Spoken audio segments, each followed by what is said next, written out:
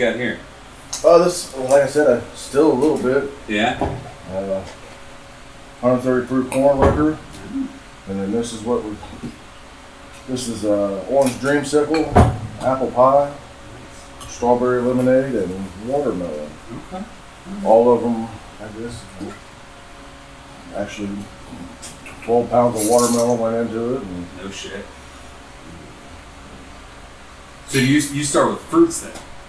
I started with corn. The first thing I ever did was corn. Okay. And it was made with corn liquor. Nice. And that's pretty mild. You can take a sip of it. It's not going to burn you up. It's pretty fucking good. Yeah. Yeah, and that's 130 proof. No shit. Yeah. Of course, everybody's favorite, apple pie. Yeah. I brought that one for you. You can have that. Oh, thanks, man. Well, I'll take a taste of it too. Might as well do it before I start eating. Yeah, you'll like it. 120 proof. Yeah. It's real cinnamony. Yeah, it's got a lot of cinnamon in it. Yeah. And then that's strawberry lemonade. That's fucking sweet. That, on the other hand, is some fire. Okay. Cool. Yeah, it smells. Yeah. It's 130 proof. And yeah, it is. I actually don't drink at all. Really? I do not drink. You make your own moonshine, you know? I make my own moonshine and I taste it. Yeah. I usually spit it out. Huh. I don't like getting drunk. Yeah. I'm too big and heavy to be fucking getting drunk and falling down. And Right. So you're married, right? yeah, been married for 16 years. Oh shit. Yeah, woman from West Virginia, named Melinda. Good woman. She's the reason I'm fat. 100%. Women are always the reason we're fat. I was less than 200 pounds when I met her. Oh shit. 20 pounds a year, pretty much. Well, 16 years old, some pounds. It's, yeah. Yeah, she keeps me pretty happy. They say that, that's what causes that, so. I have no bitching, no complaints about her, that's for sure. Okay. She stuck around, and got 4 kids, or pretty good family. Yeah. Yeah. I probably should have thought about eating and talking at the same time, but it's fine. We'll Oh, no, cool. It's like the ASMR videos, you know? I'm getting dumb. But that's what's up.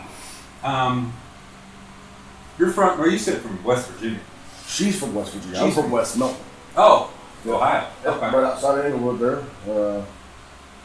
Lived there most of my life, Moved away a couple times. And we went and lived in West Virginia for a few years. That was horrible. Moved back. And right now, we don't actually live in West Milton. So, You got a grandkid. yeah, I actually have, I have 3 grandkids. I have 3 grandkids and 2 kind of step grandkids, I guess you would say. Well, my son has a girl that had 2 sons before they got together. Okay. But yeah, I got a 7-year-old granddaughter, a 4-year-old grandson, and a new one. My youngest son just had a baby in April, or no, I'm sorry, May 19th. Congratulations. Well, thank you. But feel free, help yourself. I don't know if you're hungry or not, or you do eat. Oh yeah. I know, Taco or something. Taco Bell's been in the shit lately. Yeah, their lettuce is Literally. scary right now. But I saw something on Twitter. Somebody said that the safest day to fly of all history was September 12th, 2001. And I was like, damn, that's a good point. And that's where I'm at with it too. I want to go to California. Yeah. There's stuff I want to see out there. And it's a long drive. For sure. And we've made plans like, well, maybe we'll just rent a Winnebago or a big diesel pusher or something and just make the drive and see all kinds of shit across the country. Yeah. But it's still a long drive. Do like the retired people thing where you get an RV and just kind of. We talk about it quite a bit. And where we own the food trailer and do the food trailer for our main source of income, Yeah. we've talked about buying a Winnebago or whatever and just pulling the food trailer and just Take it across country. just take off. Shit, And that's we not can bad. pretty much make money. What are you gonna sell? We do loaded potatoes, loaded baked potatoes, fries, tots, and wedges. All kinds of potatoes. So like, I have a pretty extensive menu, and you can get like chicken bacon ranch. That's probably our best seller. It's pretty basic. Yeah. Me and the wife's favorite is the chicken Alfredo. barbecue pulled pork, garlic parm, of course chili. You could load it all on either a baked potato, french fries, tater tots, or potato wedges. And for the most part, it's called the potato truck, or people, know it for, I have giant baked potatoes. They're called 40 counts. You get a 60-pound box with 40 potatoes in it. Yeah, it makes each potato right around a pound and a half.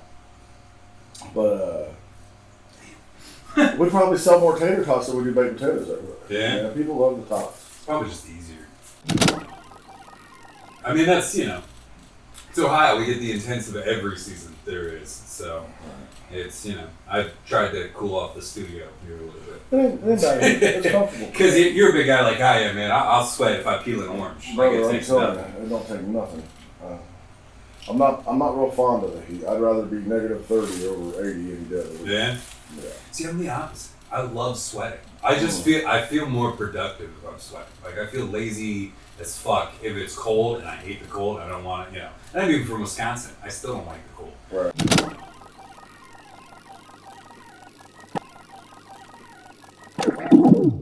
So I wasn't, I wasn't a drug dealer, but I was like the trap queen, in the house, like making pancakes and fucking taking care of the kids and whatnot. Insane. And that's where people need to come together and just, I think, as much, I say I'm Republican, here we go, we'll get into the juice of it. I claim to be a Republican, whatever, for the most part. Mostly because I know I'm not Democrat. I know I'm not liberal or I'm not libertarian or whatever. Whatever the rest of the stuff is, I'm pretty sure I'm not that. But I don't think Republicans are perfect by any means. Most of them are probably just as evil and shitty as the rest, especially actual politicians. But that's what I was going to ask you. Like, how would you describe your politics? My politics are, my money's my money, and I'd like to keep as much of it as possible. Okay. As for the law goes, I'm a firm believer that if you break the law or if you do something wrong, you should suffer the consequences. So, like, do I believe in capital punishment stuff? Yeah, absolutely. Do I think that the death penalty should be utilized in all 50 states? 100%. Politicians, on the other hand, both sides, fuck them all. I don't trust none of them. I think we very much agree on that fact. Trump is the difference. Okay. Trump as a person, all the way up till he ran for presidency, I couldn't fucking stand him. I couldn't stand seeing him on television. The whole whatever TV show he had when he was on wrestling, all that shit. As a TV politician, he was everything that people hate about him as a president. You don't like to hear him talk. You don't like to fucking. He's just not that great of a guy. But I do remember growing up, seeing him on Oprah, seeing him on a lot of other stuff, and hearing him talk, and hearing all of these people tell him, "Oh, when are you going to run for president?" Blah blah blah blah blah blah. It's a famous clip of him talking about how he is a Democrat, but if he ever runs for president, he's going to run as a Republican. Here we are, 15 years later, and all of his friends that he was talking to during that time hate his guts and say he's a racist and say he's this and say he's that, and they say all the most terrible things about him. And the only thing he's saying is I'm taking you guys all down. I believe him. I believe that, all the bad things that happen in our government and are hidden from, I believe that they know that he's going to try and bring that stuff to light. And before you bring up something like, the Epstein list or whatever, I also believe that he's not the most powerful man in the world. I believe that there's certain things that he just flat out can't do, or he can't say. Like, for instance, why hasn't he released the Epstein list totally unredacted? Why can't we know every single thing about it, get it, find out about it, get done, If you're in the file, you're in the trial, Send them to fucking prison, every one of them. I like that. I full-heartedly believe that there's people in them files that are possibly the kings of other countries, presidents and things like that, that if we was to say, hey, this person's out here diddling children, at least it would hurt us economically, if not possibly get us into another war. Do you think that'd be justified? Going to war over it? It depends. Say the files came out and totally unredacted, and we saw every world leader, every person in some sort of authoritarian position, and it had them all in there, and then everyone starts freaking out. Which I'm sure they are. For sure. And we all go to war over it, just for whatever reason, or there's economic disparity, or things start going to shit more so Who because wins? of it. That I have no idea. I mean, obviously, if we went to a war, full-on war, I don't believe there's anybody on the planet that can beat us. Maybe teams of people, like if China teamed up with Russia, teamed up with North Korea, maybe not. I full-heartedly believe we got some shit that we don't share with people. There's a funny little quote. But you're a military guy. You're in the army. Yeah. Or you was army, right?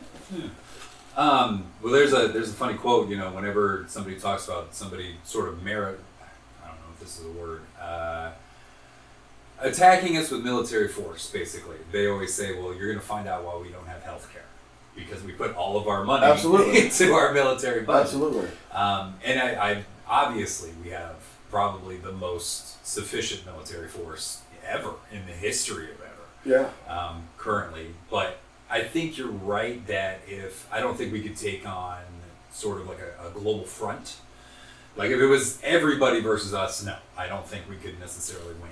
It'd be the end of the planet. Oh yeah. We're not going down. We're not going down without swinging hard. We're not going down without taking them with us. Right. And everybody knows that. Yeah.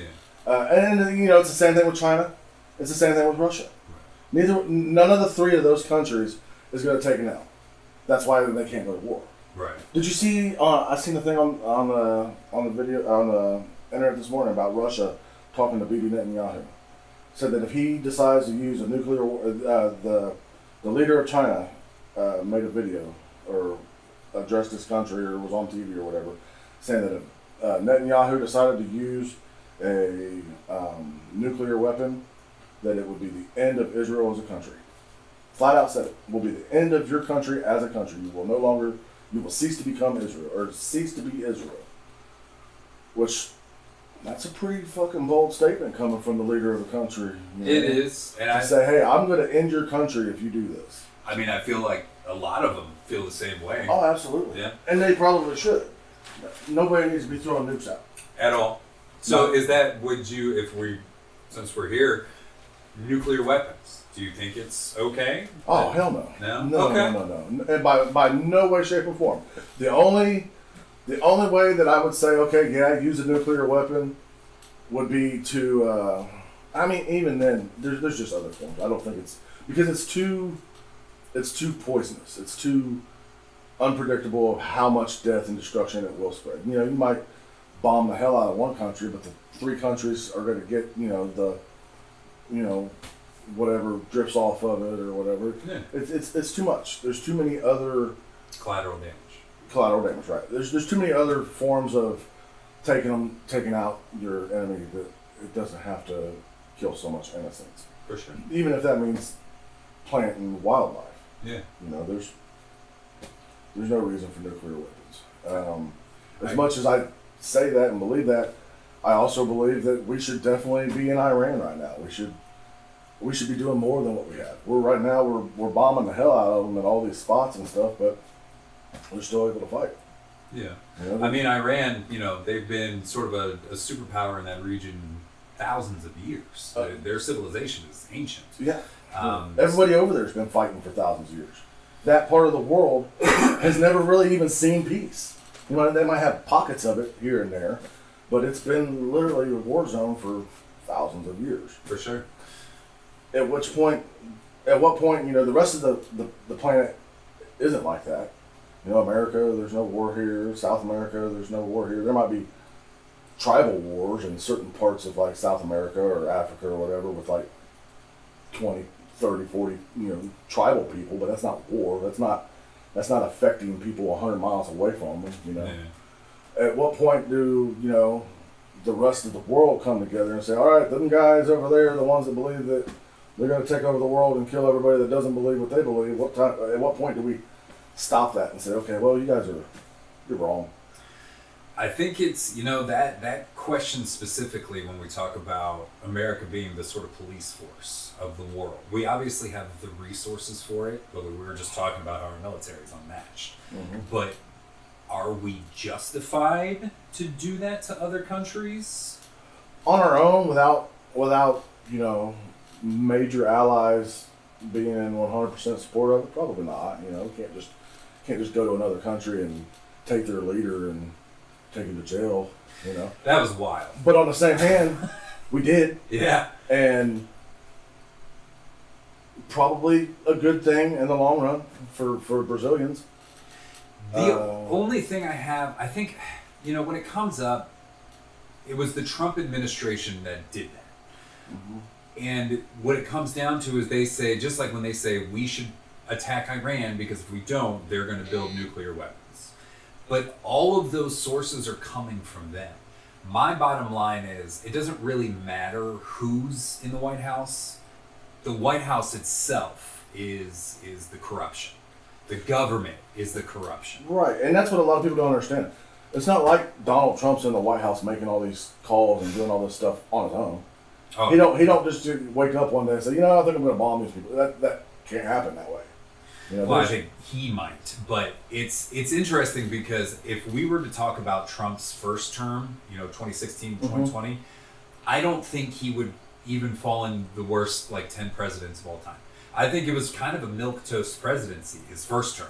He didn't really do anything too out of pocket. He destroyed some policies and maybe emptied some coffers, but I don't really think he did anything too extreme his first run. I think his first run was fixing to go pretty well, personally. Obviously, COVID brought everything to a screeching halt. It got weird. Yeah, it definitely... I don't know. I think COVID was way over... was a huge overreaction. Personally, I don't think it needed to be anything near what it was. A lot of people say, well, I had a loved one that died of it or died of this. I don't think COVID was a naturally occurring thing, and I think that it was definitely, its flames were definitely fanned. Do you think you would react differently if you did have a loved one that died? I have loved ones that died. Well, I meant because of COVID? Or whatever illness at the time, let's say that. COVID was the call, it was the blame. Okay. Do I think it was truthfully COVID? No, I don't. Okay. Do I think that COVID was anything more than the normal flu season or a strong flu season? Personally, no, I don't. I don't think that people should have been dying away from their loved ones. I don't think people should have been locked up in their homes and not able to leave. I don't think that things should have been shut down the way they were. I mean, if somebody wants to wear a mask and protect themselves, fine. Put a mask on, protect yourself. If you don't want to wear a mask while they're telling you there's a virus floating around that could potentially harm you, fine. Don't protect yourself. I carry a pistol. Do you? No. But that's because I don't trust myself, honestly. We definitely have different ideas of ways to protect ourselves. I have a weapon. I will say that. And it's in this house. But I don't carry it with me. Right. I carry a pistol with me all the time. Okay. Everywhere I go. And it's not necessarily just to protect me. Yeah. If I'm standing in a bank or standing at a grocery store or something, and somebody busts in and they're doing some wild and crazy shit, and there's a woman with a gun pointed in her face, I have no problem making sure that woman goes home to her family that night. That would make me sleep better that night. If we went back, I want to talk about COVID for a second, because sure. I think COVID was wild. The entire experience, and I don't think it sucked for us as comedians because that was it for a while. We were done. And if you did a show, you were looked at some way. I think the whole masking thing, I don't want to say it was overblown. I think it came down to sort of common sense. Like if you were going to be in an area with a lot of people and there were people that maybe you didn't know, strangers, maybe immunocompromised or elderly or whatever, I think it was the right thing to do would be wear a mask. If you were with, your brother or something, hanging out with you, your brother, some close friends, family, it's not really probably that big of a deal. If the mask worked, if you're wearing your mask and it works, whether I'm wearing one or not shouldn't affect you then. Well, then you get into like herd immunity and such, because it's not, I don't think they ever came out and said these masks are going to work 100%, because they weren't. No, they come out and said they didn't work for it. It's doing whatever you could, little bits and pieces. Every step you took a little more percentage into the safe zone. And I think that was really the thing, because I worked retail during COVID. I worked at a UPS store when COVID first hit. I was selling cars. Yeah, so you dealt with the public, basically. Every single day. Every day. And there were some people that were extreme about it. There were some people that, both ways. There were people that had 2-3 masks, a fucking visor, a hat.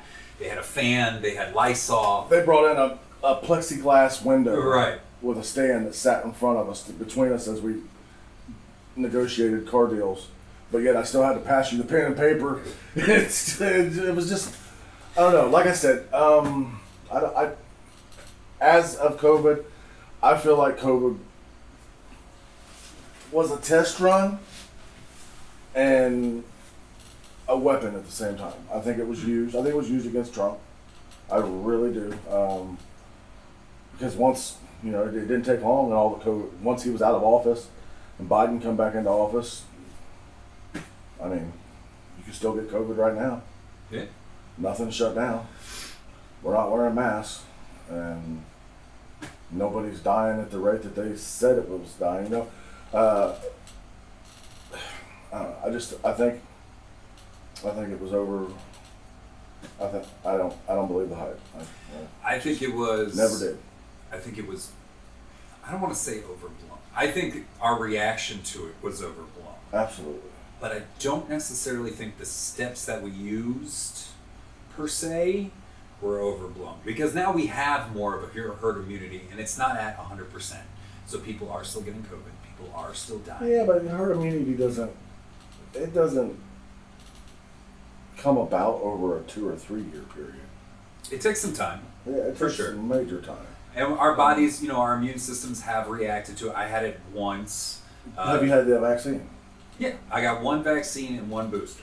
That was pretty much it. I never but that's just because I'm lazy. I could go to Myers and get another booster, but I just... How do you feel about people that have been claiming or that have supposedly proved that they've been injured by it or killed or had issues with it? I think it's fake. You think honestly. Yeah? You see the videos, and it's always hilarious when those first started coming out. They don't really come out anymore. But when they first come out, it was somebody like shaking like this, and then as soon as it's always funny when people were bad at editing, because you could see the second right before they were supposed to start and the second right after, and then that's when they'll be sitting here and they're like, okay, go. And they'll start shaking. It's like, and the internet is good for people putting on performances. People Absolutely. fucking lie on the internet all the time. Like all the bodies, the video of all the bodies laying on the floor, and the one guy, like, they're underneath the cover. You see the guy reach up from underneath him. He's like trying to pull the body bag back over top of himself. And there's, that's for all the different arguments you could be made about COVID. Somebody made a fake video about it. Right. So, it's human beings' reaction to a global event. Like, I can't think of a no time in my lifetime. How old are you? 43. Okay, you're 4 years older than me. So we're pretty close in age. Yeah. I'll be 40 here in the next couple months. None in my lifetime have we really witnessed a global event like that. Yeah, I can't think. I don't think it has happened like that in the modern era. You know? Of course, in the early teens and stuff, they had things like what was it? Not the Black Plague, but bird flu and monkeypox. And then that being said, there was a couple precursors to COVID that, like you said, monkeypox, bird flu, mad cow disease. Every couple of years there's something else where they kind of try to spook you a little bit with it or whatever. But when COVID came about, you know, them having, they're just, I don't trust the government. And Same. I full-heartedly believe that, you know, it probably was made in a lab somewhere. I full-heartedly believe that it was probably, you know, a certain strand or a specific strand that was supposed to act a certain way. But I don't think that it was spreading across the planet, killing people and doing all crazy stuff. Because there are a couple, I don't know, supposedly one of the countries had, you know, little to no COVID deaths or whatever, and they didn't have any of the restrictions and stuff they didn't put into place. Hell, Florida, for that matter. You know, Florida was real lenient on a lot of their COVID stuff, and they had one of the lowest death rates in the whole country for COVID. Florida usually doesn't have the lowest amount of deaths for anything. For COVID facts, or for COVID deaths. There, let's see here. We'll ask Siri. That bitch, I love her. She, so many times, dude, my wife, it pisses her off. We'll have something where we're like, hey, this and that, and we'll have all right, well, let's ask Siri. You know, the next thing you know, I'm an asshole because I'm right. And so. You know what we do to keep sort of like magic, because we both grew up in the 90s. Yeah. So every once in a while, if we have a question about something, we purposely won't look at the internet, so we have to find out the answer naturally. That is probably where we should be with it. And honestly, it makes it a little more exciting when you finally find out the answer to something. Pete Holmes does a whole joke about it, where he talks about where fucking Tom Petty's from. And he didn't know it, but he didn't want to look it up. And he eventually found out Florida. And he's like, he's from Florida. He obviously does it better. But I like that. I like being able to not be too reliant on the conveniences we have. Because, on the same hand, as convenient as it is, who says it's right? Because then you're getting it from a source. Is that source correct? Right. And that's the algorithm. Oh my God. That is gotta like, be... if me and you switch phones right now, if I handed you my phone, yeah, and you hand me your phone, we can only see each other's social media for the next week. We can only see what comes across my screen, what comes across your screen. I'd probably be a Democrat by the end of the week, you know. You'd probably be a Republican. You'd probably be like, well, these motherfuckers, you know. Right. And it's easy to see that, you know. Did you ever see the big black guy I brought with me to a lot of my shows and stuff? A lot of the mics. He went everywhere. He had a beard down to here, same size as me, completely bald. Not that I remember. Best friend, Corey. Yeah. He died almost a year ago. Sorry to hear that. Yeah, sudden heart attack. He was young. He's only 40. I think he's 45 or 46. Obviously, Democrat. His family was very well off, and they were politically involved. Mm-hmm. You know, whenever he was younger, he was part of like some Democratic club or whatever. So he knew his politics really well, and we were best friends, 100%. You know, every day chilling together. We went on vacations together and shit like that, and we talked a lot about politics. You know, it went between the two of us quite a bit. And I think, you know, before he died, I got to be honest, he probably wouldn't admit it to most people. He was definitely leaning more Republican than Democrat. Sway the other way. Yeah, and just because we got to see each other's stuff, you know. Yeah. Whenever, every little thing, you know, for a solid 2 years, every little thing that we did, every little thing that come across our screen or that we'd want to repost or whatever, it was like we'd run it past each other. Like when when Trump released all the files about Martin Luther King. Boy, that was a rough couple days of conversation between me and him. Yeah. You know, because of course Martin Luther King, he's a hero. And, you know, there's all these files saying that he did this and he did that. And he was, about him, like, cheating on his wife and stuff like all that. kind of stuff, you know. What I read into got me started. What I gave to him and was like, here, what do you think about this? It pissed him off. He was like, dude, you're fucking crazy, you know. Yeah. The next day, after being up all night, reading, studying, he's like, man, I can't believe it, you know, this and this and this and this. I'm like, yeah, well, you know, so much stuff's hidden from us, and then sprinkled with little pieces of truth here and there. We're never going to know what the honest to God's truth is. If our government has done anything well, it has been fine-tuning the propaganda machine.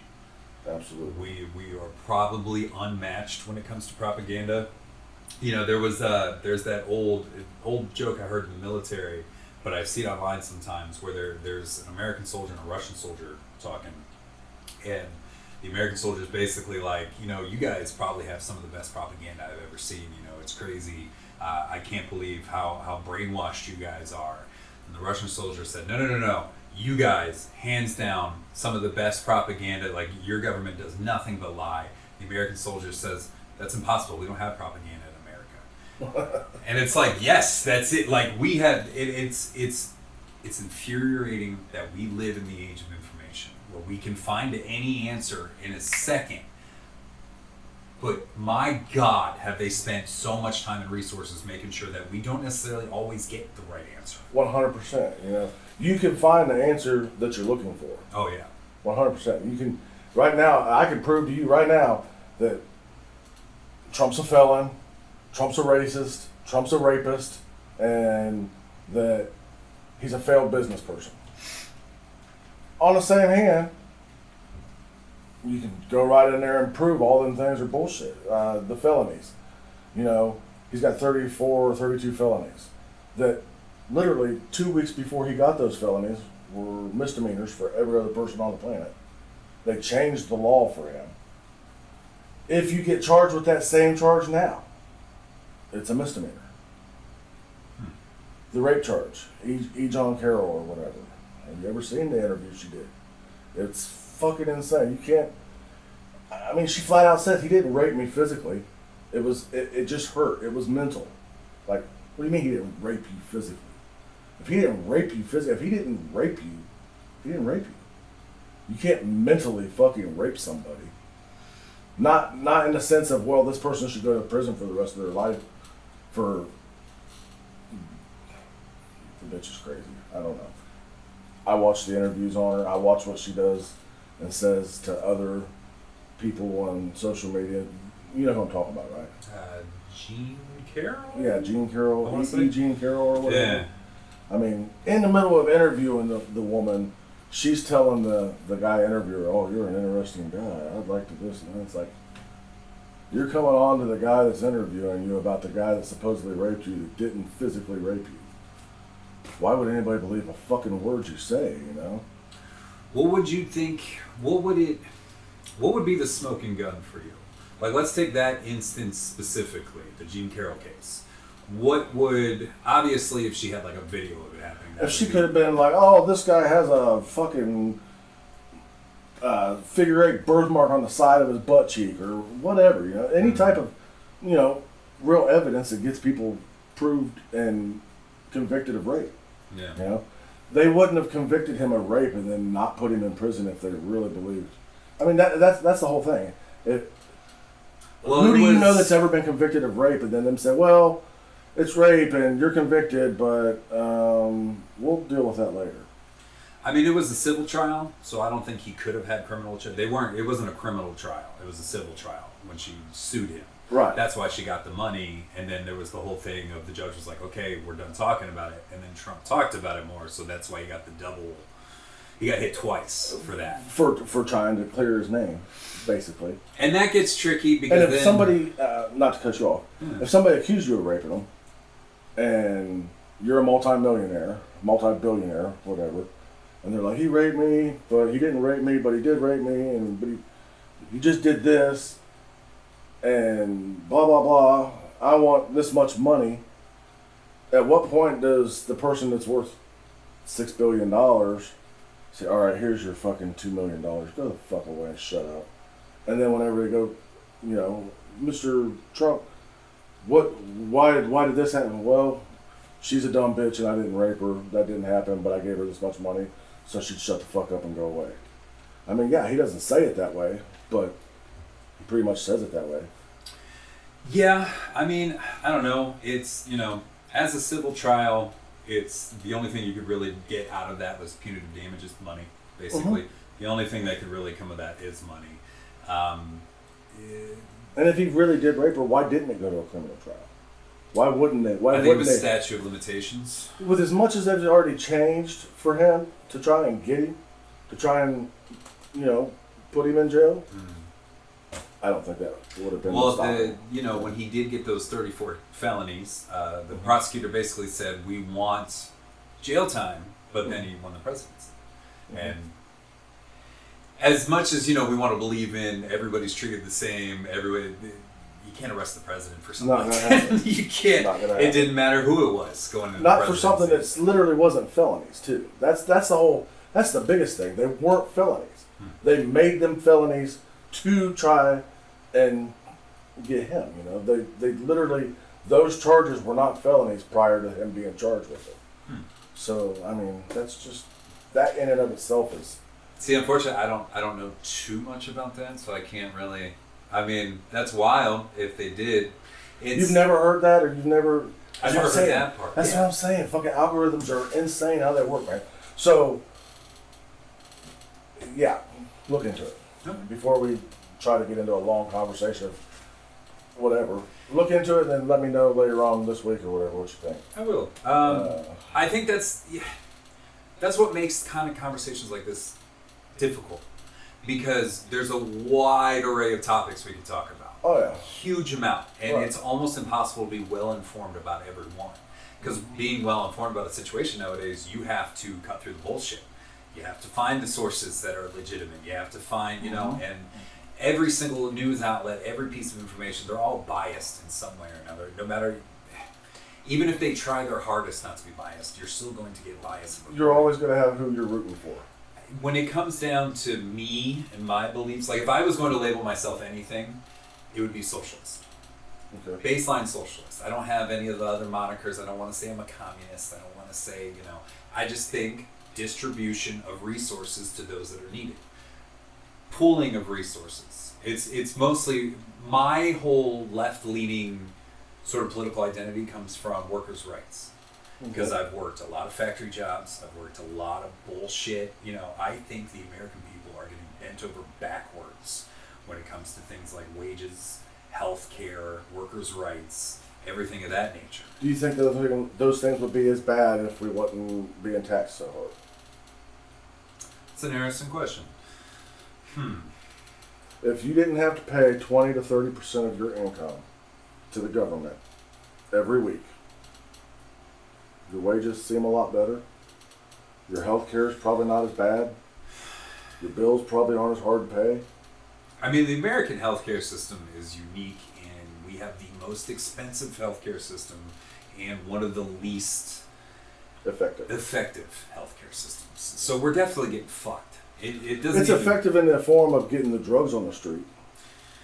We also have a huge problem with pharmaceuticals. We love our drugs. And as me and you who grew up in the Midwest, I'm sure we both can name, I can think of 3 off the top of my head of friends that have OD'd because they went to a doctor's office, got some pain pills, and then couldn't kick them. And then they're going to other people for stronger stuff. I lost a son. Did not know that. Another reason why I'm a Trump supporter. I lost a son to fentanyl. Okay. My oldest son. The best of all 3 of them. I've got 3 boys and a daughter. And my oldest son, I busted his ass twice his whole life. Star quarterback, left-handed quarterback in football, valedictorian, graduated high school, class 1 CTC. Never had troubles out of this kid. Did his chores without being told to. Just couldn't be more proud, couldn't be happier, couldn't have a better image of what you would want your son to be growing up, And graduation time come. He said, Dad, I'm going to go to work. I'm going to get a job working, doing laying carpet. I'm like, fuck no, dude. You got scholarships and stuff. Yeah. Just graduated. You got laying carpet. You're going to school, Right. He said, no, I want to go make some money. And I mean, at the time, I wasn't doing bad, So I'm like, no, you just stay your ass in school and just don't worry about money. I've done bought your car. You're good. You don't need money. You just stay in school, Focus on that, yeah. So no, Dad, I want to go lay carpet. I want to get this job. I want to go do this. I'm like, not in my house. You're not. You're gonna stay in school, buddy. Yeah. He said, well, I'm not gonna stay at your house. I'm gonna go ahead and move out. I got an apartment. Me and my buddy Manny are gonna move over on Sandler, which is like shitty side of town, you know. I'm like, you don't need to do that, you know. Just stay here. Stay in school. Stay doing good, you know. Yeah. Just do whatever. No, I want to go. I want to go to work. I want to make my own money. Blah blah blah. There was no change in his mind. He was out of my house probably 6 months and got arrested for possession of methamphetamine, which we're weed smokers in my house, and nothing's ever been hidden from my kids. Matter of fact, my family, my children all started smoking weed probably right around 12 or 13 years old. I smoke with them every day. You know, we'd get home from work, get home from school, everybody get their shit together. Dinner time, wife cooked just about every day. We'd sit around the kitchen table, eat dinner. When your dinner's over, you don't get up and walk away. You don't go nowhere. You sit there and wait on everybody to finish eating dinner.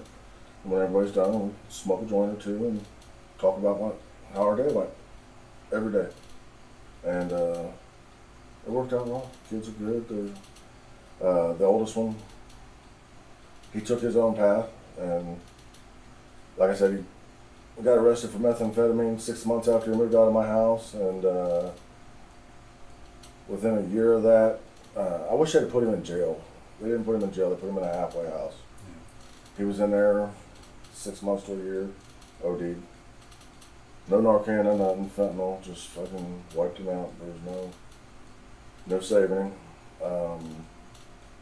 My other kids, of course, they've never done any type of drugs or anything like that. They don't drink, they don't do nothing. Yeah. They're good. They got their own places, they got their families and shit.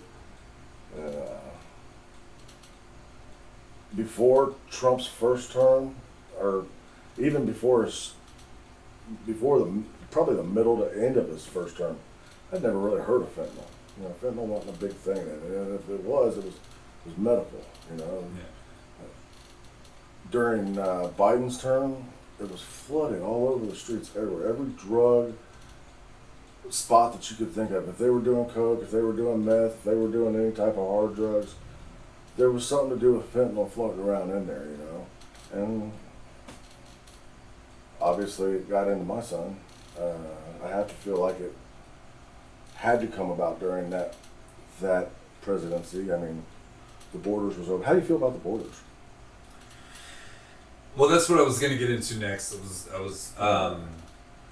That we can leave that where it's at. You know, I believe that the drugs were brought in across the border. Okay. For sure, there was a much higher amount of drugs during those 4 years than there are right now. Even 3 years ago, I could get fentanyl any time of the day, anywhere I wanted to. You know, I don't think I could find it right now if I wanted to.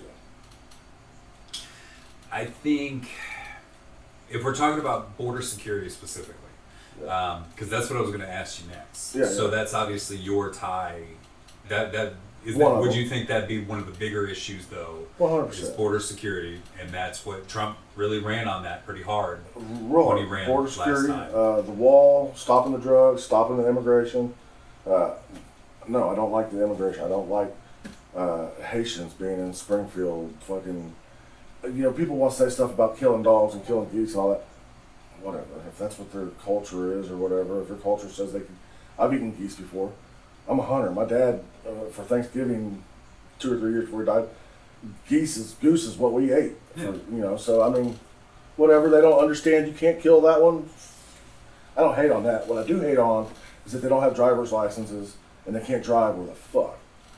They wreck a lot, and there's nobody held responsible for it. Hell, they don't even go to jail for it. You know, they might go to jail for a day, but they're out.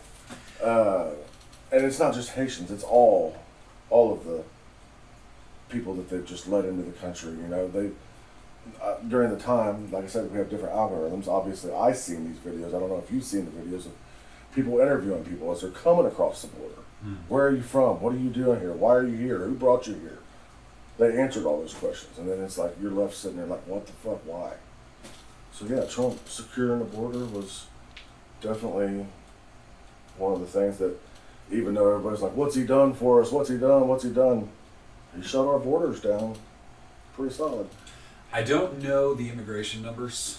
I would have to look into exactly what they. I mean, I believe the biggest transference of things like fentanyl and all the other narcotics, they're mostly boat or plane.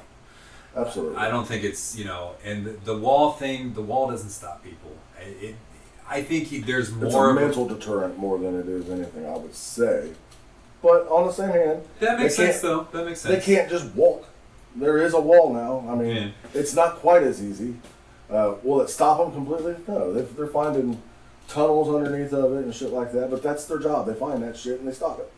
And when we talk about immigration, I personally, if we're just talking about groups of people, I don't really give a fuck who's here illegally.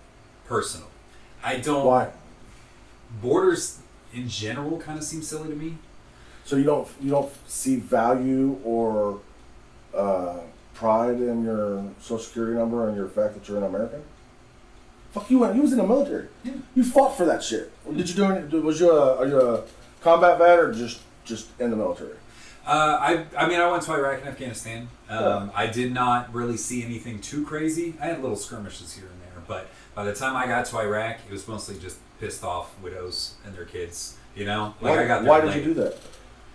Because I grew up poor and I had no sort of. It was more of a lifeline for me. Like I didn't. So you didn't go with the intent on, I'm here to protect my. There wasn't really a lot of nationalism involved. It was mostly like I was doing nothing with my life. I had a kid on the way, and I had a buddy who actually joined the reserves. And when he came back from basic training in the IT with some money in his pocket, he was like a completely different changed person. Huh. I was like, oh shit, maybe this is a lot, And I was really scrawny when I was a teenager. I weighed like 205 by the time I was out of basic. I'm 260 now, so. But I was really scrawny, I never really was too physical of a person, but being in there, and that's why I work, behind you. I got tons of exercise equipment. That's where I learned the love of exercise. And I think it helped me grow up going to Iraq and Afghanistan. It really, first of all, I got to see things that most people don't get to see. Right.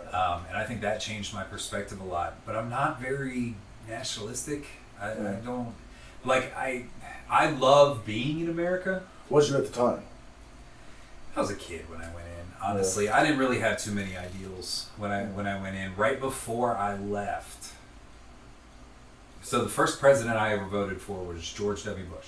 Okay. I had just turned 18 like a month before. Right. And I was like, I'm going to vote. I'm going to fucking vote. And I didn't know anything about, I think it was Bush and, who's he running against? That would have been 04?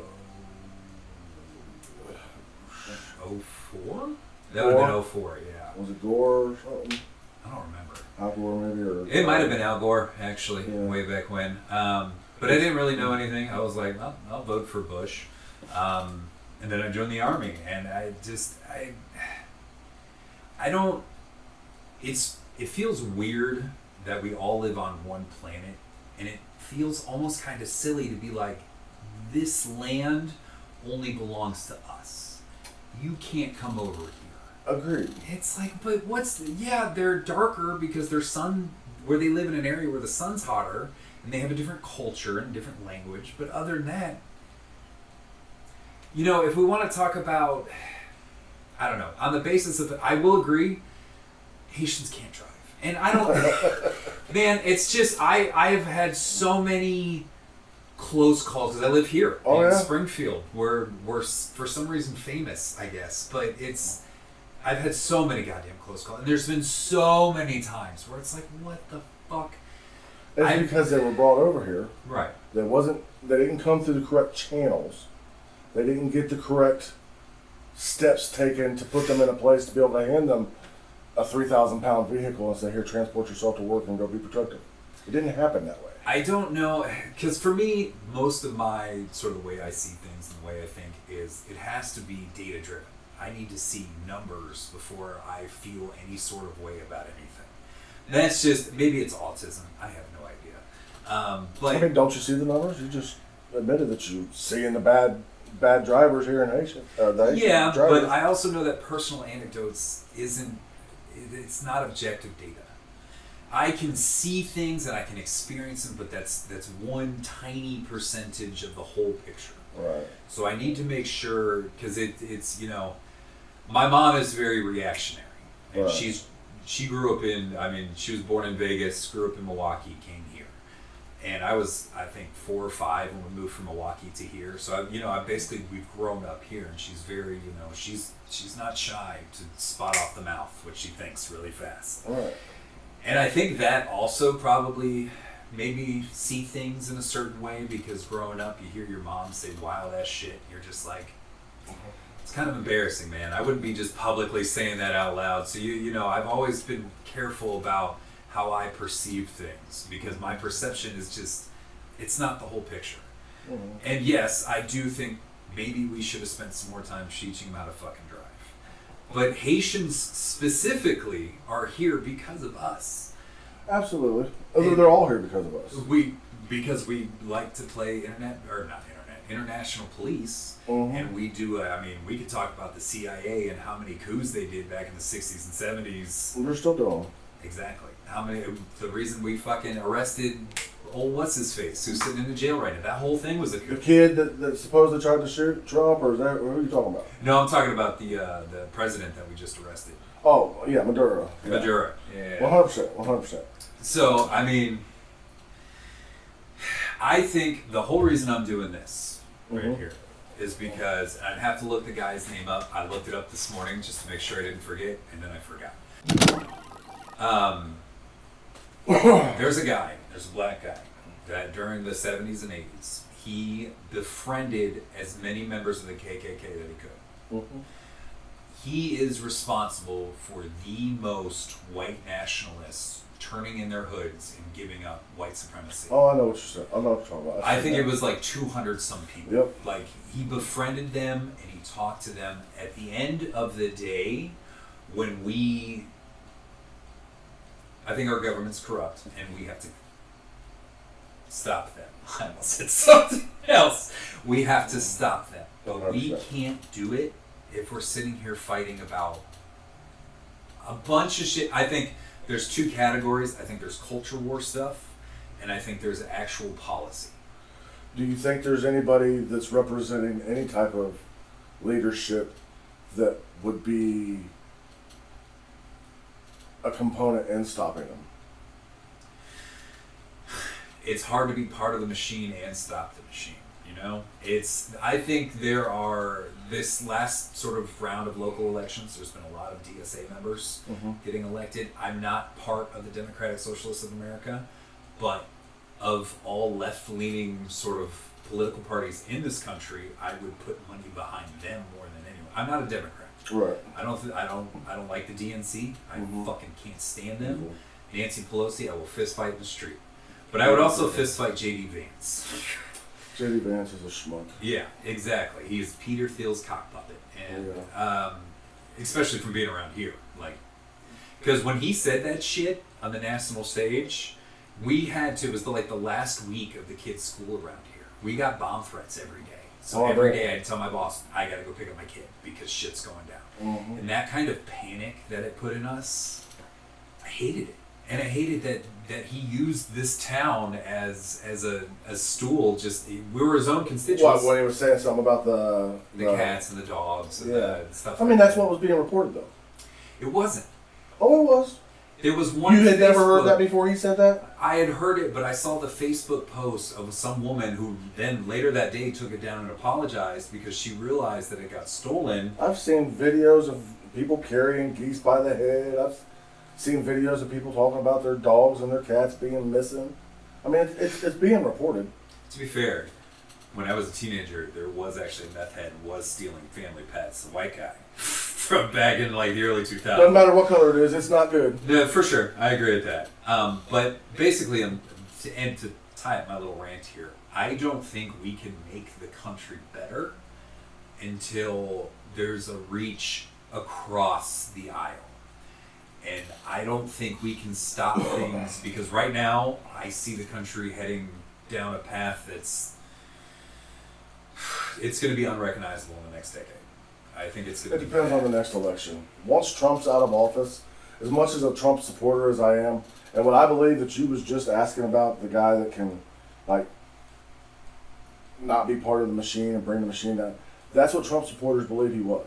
Like I said, he was Democrat his whole life, ran on Republican shit because he knows that Republicans will back him. And he says he wants to drain the swamp. He wants to bring these people down. All the people that he's, been in cahoots with over the last 20 to 30 years, he's now saying he's going to bring down, and they all want to say, well, you're this, you're that, you're this, you're that. They wasn't saying that 10 years ago when they were, rubbing shoulders at events, at his events, at their events, whatever. So for somebody to come out and be like, okay, all of these people are evil, and this is why you shouldn't this and that. To a person like myself, he seems like the guy that wants to be the one to take us out of that whole mix of shit. And they've done such a good job, I believe, that the left has done such a good job at manipulating people that his chance for that's gone. I mean, he did a national broadcast the other day, and 3 stations didn't even air it. At what point in time in your whole life has the president ever went on TV and the 3 main news broadcasters were like, we're not going to air you? It's bullshit. And, I mean, he's got his FBI with plain black and white proof, papers, documents, stuff saying, hey, look, they did steal the election. Here it is. Here's the proof I got. Yeah. And then 3 news stations are going to say, oh, we're not going to air that shit. Give me the chance to see what the guy's got to say, even if I don't like him. If he said, hey, I have the proof, look here, we at least deserve to see it, and he deserves to be able to present it. How do you feel about that? Do you think the 2020 election was stolen, or do you think that was a legit election? 2020, I think it's about as legit as we can do, honestly. Yeah. So you believe that Joe Biden got millions more votes than Barack Obama? Yeah. No way. I can see that. How? I mean, Biden, and don't get me wrong, I'm not a fan of Biden. I voted for him, but when you only have 2 options.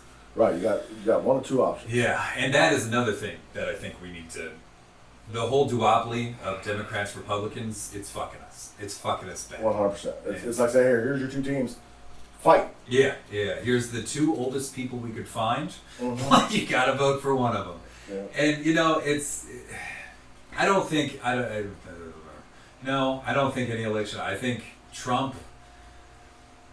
So what about the stuff that he's saying? Hey, here's the proof. Are you even open to look at it? I mean, I'd look at it. But they've had 60-some court cases, and he's never been able to bring any tangible evidence to any of them to show that he genuinely won the election. Yeah, man. They did 60-some, federal, state court cases, because as soon as they started saying, it's like, okay, well, we got to go to court over this, and not in any single one of them has any piece of tangible evidence ever been provided. And at that point, it's like, all right, fine. Like, I just feel like if there was a smoking gun, it would have been revealed already. And there might be some evidence, but here's another thing, and this is, they get away with a lot of things because we don't have time to fact check a lot of this. Right. I have kids to raise. I have a job I still have to go to. I have hobbies. I have social lives. I don't have fucking time to sit around and read documents. You know what I'm saying? Right. None of us do. Here's 6,000 pages of the Epstein files. I'm not going to go through that. Yeah. And, it used to be... So you're left with your phone and your algorithm. Right. Now, which algorithm you want to follow. And whichever algorithm it is, it's gonna feed you what you want to see.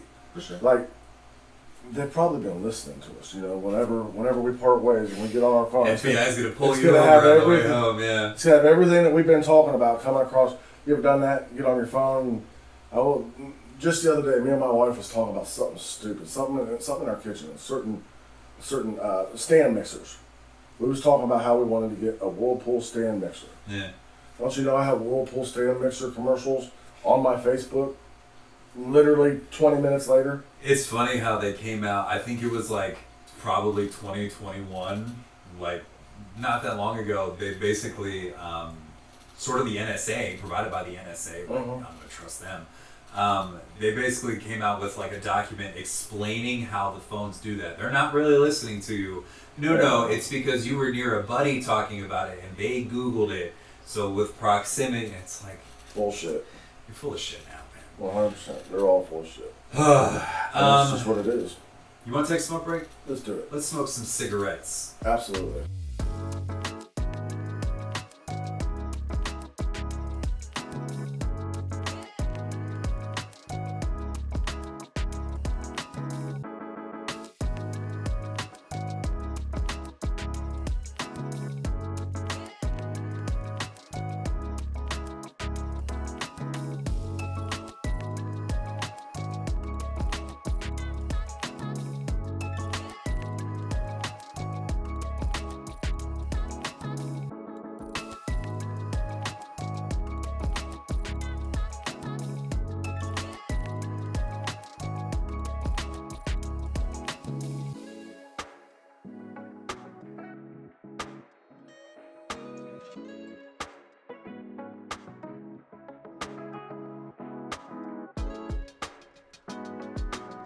Sure, you're gonna have plenty of people having plenty of shit to say. Well, it's also kind of like I said, when because I first had the idea, I've had the idea for a couple of years now. Right. But when I first this year was like, I'm going to start this, I want to start doing this, because I think political speaking is very interesting. Obviously, I'm enveloped by it, but at the same time, it's a shit show. It fucking total. It's a shit show. American politics is grimy. It's worldwide. It's like that everywhere. For sure. And, I'm sure, because we've definitely seen, everyone keeps talking about it, it's global. It's not just here. Yeah. There's a lower sort of standard of living globally. Well, people are getting smarter. Up until this day and age, people that were of the lower class weren't very smart. They didn't even have the ability. No information. For them to be able to be smart, could almost get them killed in some parts of the world, So, like, nowadays, anybody's smart. You got it in the palm of your hand. Yeah. You can know anything somebody tells you. And that's the key, that somebody tells you. You're not actually obtaining and gaining the knowledge, but you're having it fed to you. So that's interesting because we've talked several times about how the information is fed to you and it's a chore. Yeah. The algorithm. Yeah. It's a chore to kind of make sure that you know the truth. So what do you take as a source? Like, how do you know a source is like this is reality? What they're saying is true. Typically, what I try to do is when I see something that, sometimes yes. So I will see something, agree with it, and repost it. Most people do. Yeah. If I see something that is new to me or something that I've never heard or something that I really disagree with, I usually try to search it on different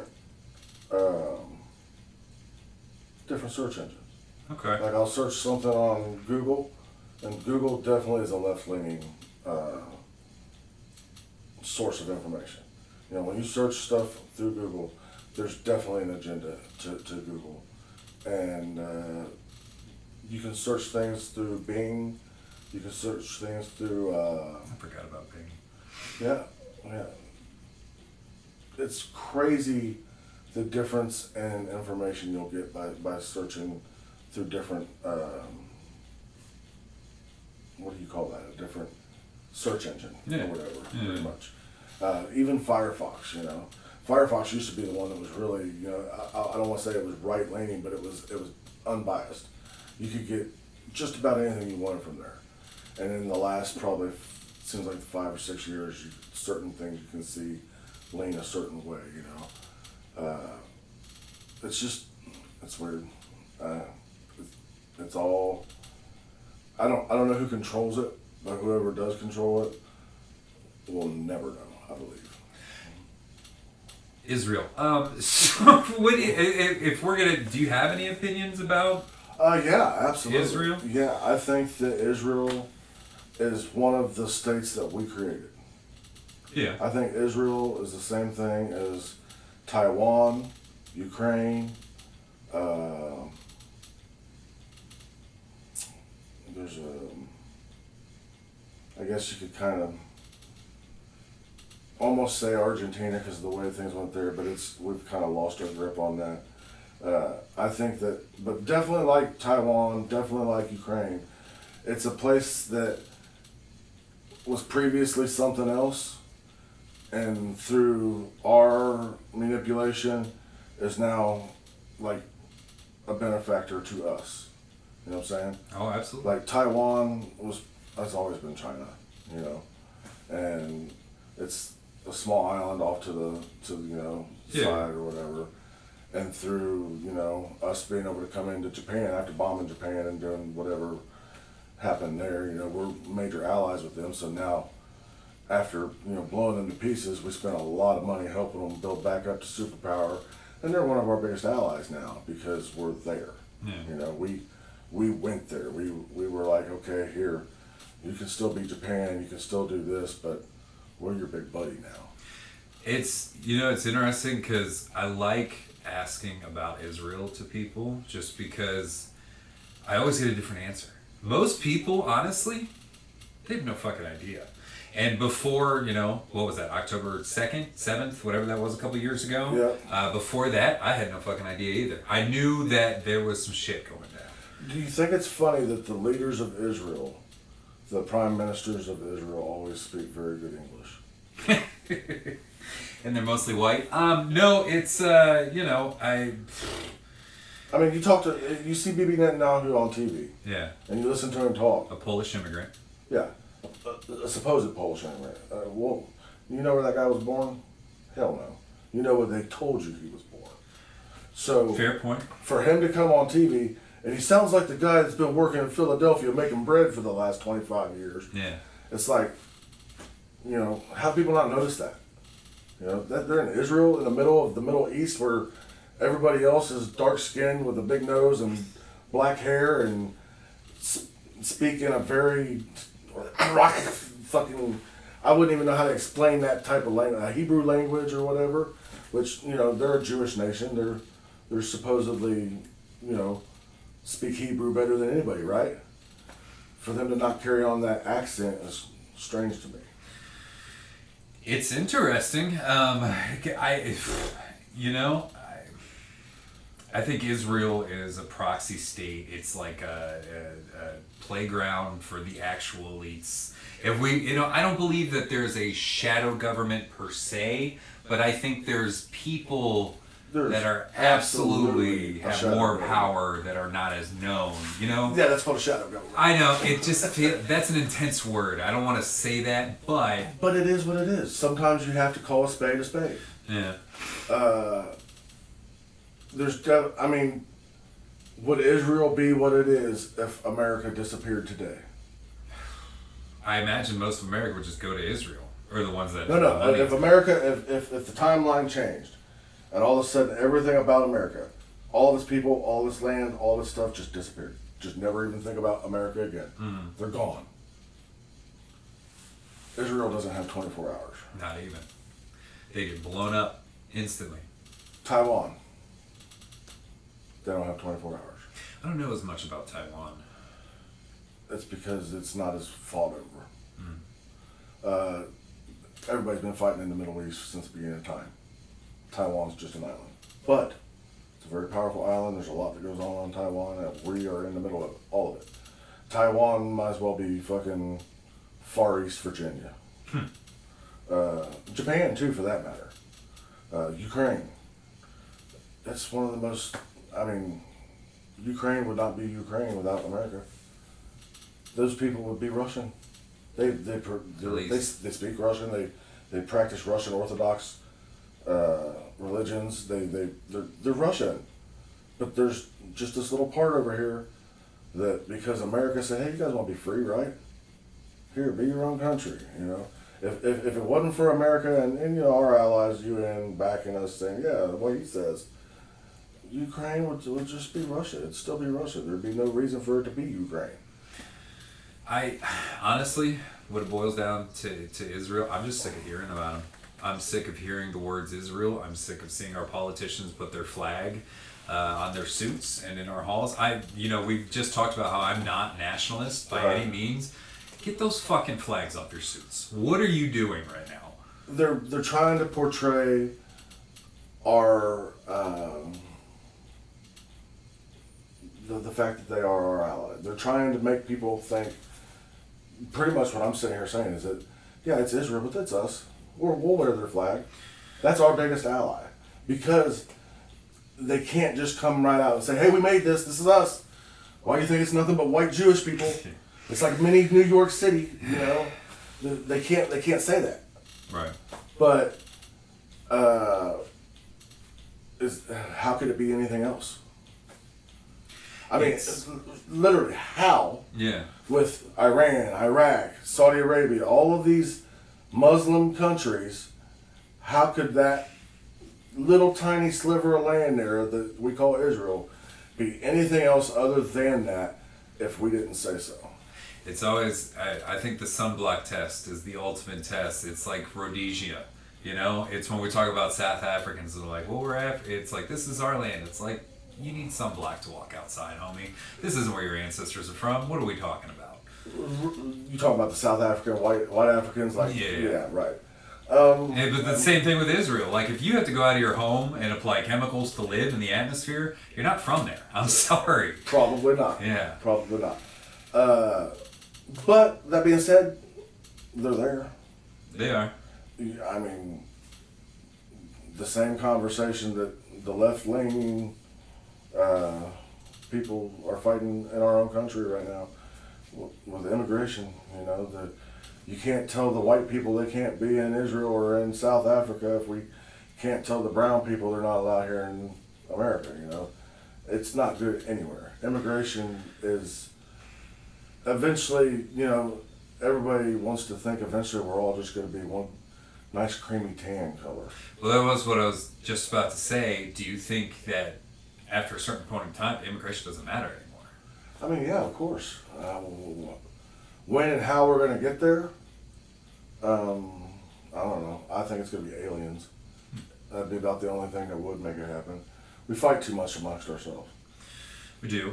But something coming down bigger than us that, and when I say bigger, I don't mean like size-wise. I mean as a whole. If they get Cosmic here, scales. yeah. If they get here, they're definitely more advanced than us because we haven't went there yet. And I think something coming down, breaking it down for us like that. Because I don't know how religious you are. I think religion's a crock of shit. I'm not a religious person. I know as a Republican, I'm supposed to be a Christian and this, that, and the other. Bullshit. I think more people have died in the name of some God than anything else, period. So when it comes to religion, believe whatever you want. I think people have the right to believe however they want and whatever they want. But as soon as, like, say, for instance, a Muslim, as soon as their religion involves harming any other life, you know, if I had started a religion today that said you only go to heaven if you kill every kitten that you ever see, you have to slay all cats. Cats are the evil, whatever.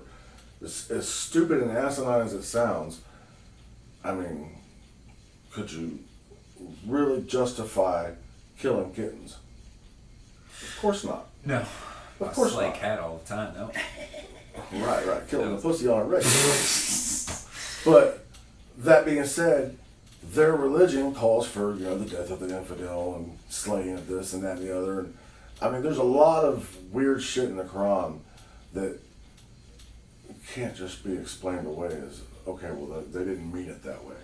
No, they absolutely meant it that way. I was a lot more, I'll say annoying.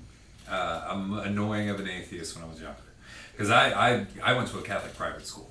I knew by age 12 this was all bullshit. As soon as the priest pulled out his dick, I was like, fuck this, I'm out. Yeah, there's a part in my hair for a reason. But I just, you know, I'm not as hard, because I have seen situations, I really experiences, it's a hell of a thing. But, you know, I've seen people, I know people that are better people because of religion. Absolutely. And I know that the existence we live is fucked. to have sentience in this existence is a fucked thing. So if it helps you bring peace and it helps you be a better person, 100%. but there's a lot of cases of that not happening. Well, so Islam is a perfect example of it. I think all religions fall in the exact same category. All of them. Every single, no matter how niche and minuscule the religion gets, I think they all fall into the same category. I don't know any Christians that want to kill anybody that's not a Christian. I know plenty. That they want to kill people that just because they're not Christian? Absolutely. There are sects, and now to be You fair, know them or you know of? I know of them. I'm not gonna say we hang out on the weekends. No, Yeah. I've heard of whatever, but I don't personally know anybody that practices any type of religion that when you read the text, it commands you to do anything other than just try to be a good person. I mean, it depends on which testament we're talking about. Because the Old Testament, God was all about the killing. He was a fan. Correct, but in today's churches that you go to, that's not how it's preached, and that's the problem with Christianity too. Like I said, I'm not advocating Christianity at all because I'm not a Christian. I don't believe that there's one person that's going to take you into heaven or whatever. Right. I don't believe that if you never heard of. I mean, me and my wife, we was looking for a word, and I don't think there's a word I don't think there's an actual word for this, and if there is, I'd love to know what it is. But a word for innocence over ignorance. So, like, in the Christian's eyes, if you don't know Jesus Christ, you don't enter in heaven. Well, if you're ignorant of him, if you're, say, like an African baby that's 4 years old and you don't know Christ, or even an adult in the tribe of fucking whatever, and you've never seen a book, much less heard the word Jesus Christ, yeah, I don't believe that God would create that man to die and go to hell simply for that reason. Right. So, I don't know if there's a word for that, innocence over the ignorance of it or whatever, but that in and of itself puts me out on Christianity. Christianity, Catholicism, just because of that situation. I got a little brother who's got Down syndrome. That dude couldn't tell you what anything. There's nothing.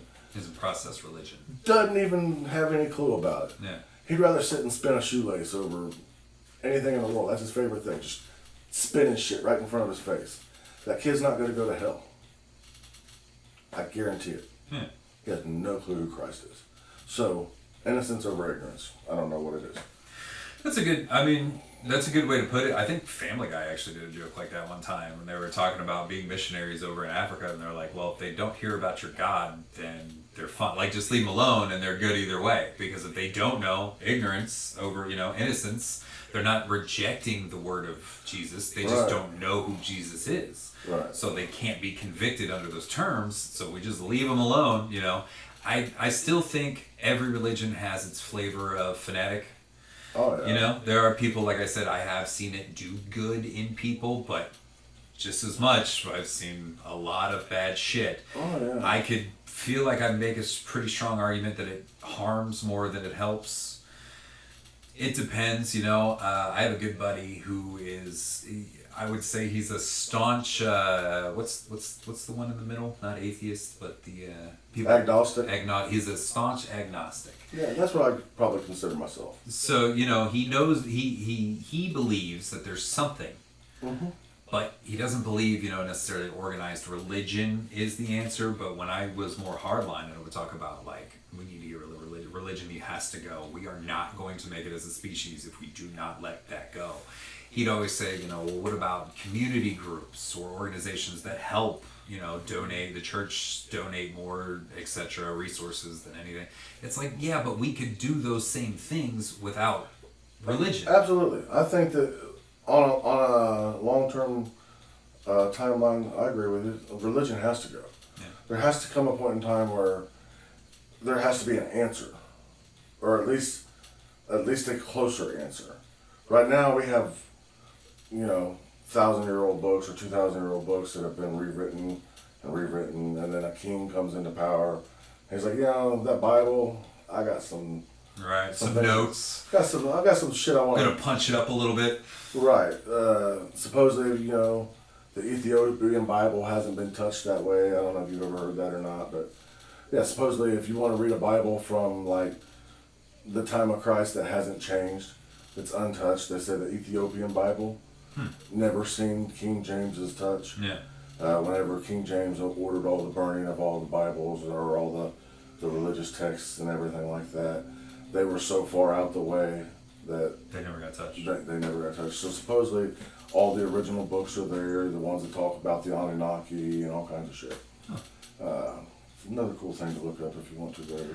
I think religion is interesting. Interesting. Crock shit though. Total crock shit. It's I something. think if there is a God and he created everything, I don't think he's all knowing. I don't think that he knows what you're gonna do and there's a plan and all this, that, and the other. If anything, it's more like a kid with an ant farm. He got the wood, he got the 2 pieces of plexiglass with the sand, Yeah. and he put all the ants in there. But they're doing what they're gonna do, and whatever happens, happens inside that ant farm. They're gonna create, they're gonna dig, they're gonna fuck, they're gonna die, they're gonna do it all, and he has no control over any of it. Yeah, he could pick it up and smash it on the ground and destroy it, and he can put it back together, but free will. There's nothing past the point of creation and destruction in that sense. I don't think that as much as I hate to say it, and you get on your knees and you pray to God, I don't think there's somebody out there going, okay, Yeah, you're right, listening in. Yeah. I'll see what I can do. Let me give it a chance. No, I don't think it works that way. If anything, maybe there's more power in humans. Maybe I don't know about prayer or whatever. Maybe prayer, but not so much prayer to God, more prayer to yourself than anything. That makes sense. I mean, I think that's a pretty reasonable, Right. Religion's a whole other thing. Do you believe in manifestation? No. Yeah. No. Yeah. Manifestation, I mean, destiny, fate. Yeah. No. Honestly, I think it's all chaos. 100%. We try to do what we can to control Yeah, it. luck. Yeah. Luck. Okay, absolutely. A lot of us are real lucky. For sure. I don't want to hold you up your whole day, but I do want to get into, because during our cigarette break we were talking about phase drip, Frazzle drip. frazzle drip. Frazzle drip. Yeah. And I did Google it, and of course the very first paragraph that came up is like, this is a false and proven conspiracy. 100%. Yeah. So, like, if you saw something like that and you're doing the research, so do you just scroll down until you see something that says this is real, or is it something that takes it apart? That video piece by specifically piece? was shown to me. Okay, the video. But That how video do you was know? Specifically, somebody said, "Hey, man," because you don't start off believing and thinking certain ways or whatever. So it's the video of Hillary Clinton and Uma Thurmandine or whatever, a less popular politician. I don't know politicians like that. Okay. But her name's Uma Abedin or Thurmandine or something weird. Cutting the face off of a little girl, wearing it, mocking her, both of them naked, covered in blood, dancing around. It's 100% a real fucking video. I personally seen it with my own eyes, well over 10 years ago, long before AI was ever even a thing. This was not an AI video. This was not. Hillary Clinton didn't have an extra arm coming out her back or nothing like that. This was a real video. I never want to see a video of Hillary Clinton naked. But how do you seem pretty convinced, like, I know this is real. But what was it that made you convinced it was real? I seen it with my own eyes. So it's just the quality of the video. Yeah, 100%. You don't think that, I mean, AI is getting pretty decent nowadays. This was This is pre-AI. Yeah. But you don't think anyone could have done that with special effects or anything? No. So it wasn't like one piece. So there wasn't a So source. the little girl screams. The actual. You have to see the video. I think If you've seen the video, the one movie that came out a couple years ago, Sound of Freedom. The main guy in that, I think I remember an interview where he was talking about that. Because I remember him saying the screams of the little girl haunted him. Yeah, as a matter of fact, you know what? I have a screenshot. Hold on. No. For real. I mean, we can talk about it. I have a screenshot from that video. I found it, talking about it with somebody else, and I got looking for it, and it was on Reddit. I remember seeing, hang on a second, I'll find it. When I show it to you, you're gonna be like, what the fuck? You have to see the video though. The video's out there. If you know how to get dark web, I don't have any clue about searching dark web shit. Yeah. I don't know nothing about that. The person that showed me the video is one of those people. And I can take you to him. No, I can say, hey, find that video and show this one person. It's, I grew up with the internet, so I grew up when Rotten.com was a thing and all the really messed up things you could find on the internet. Those are still out there. You can still go to Rotten.com. For sure, the gore videos. This ain't got nothing on that shit. What was that website? Live Links or whatever? I don't remember live. I remember Rotten.com, and there was another one. Basically, I traumatized myself enough when I was young, so I'm like, it's cool.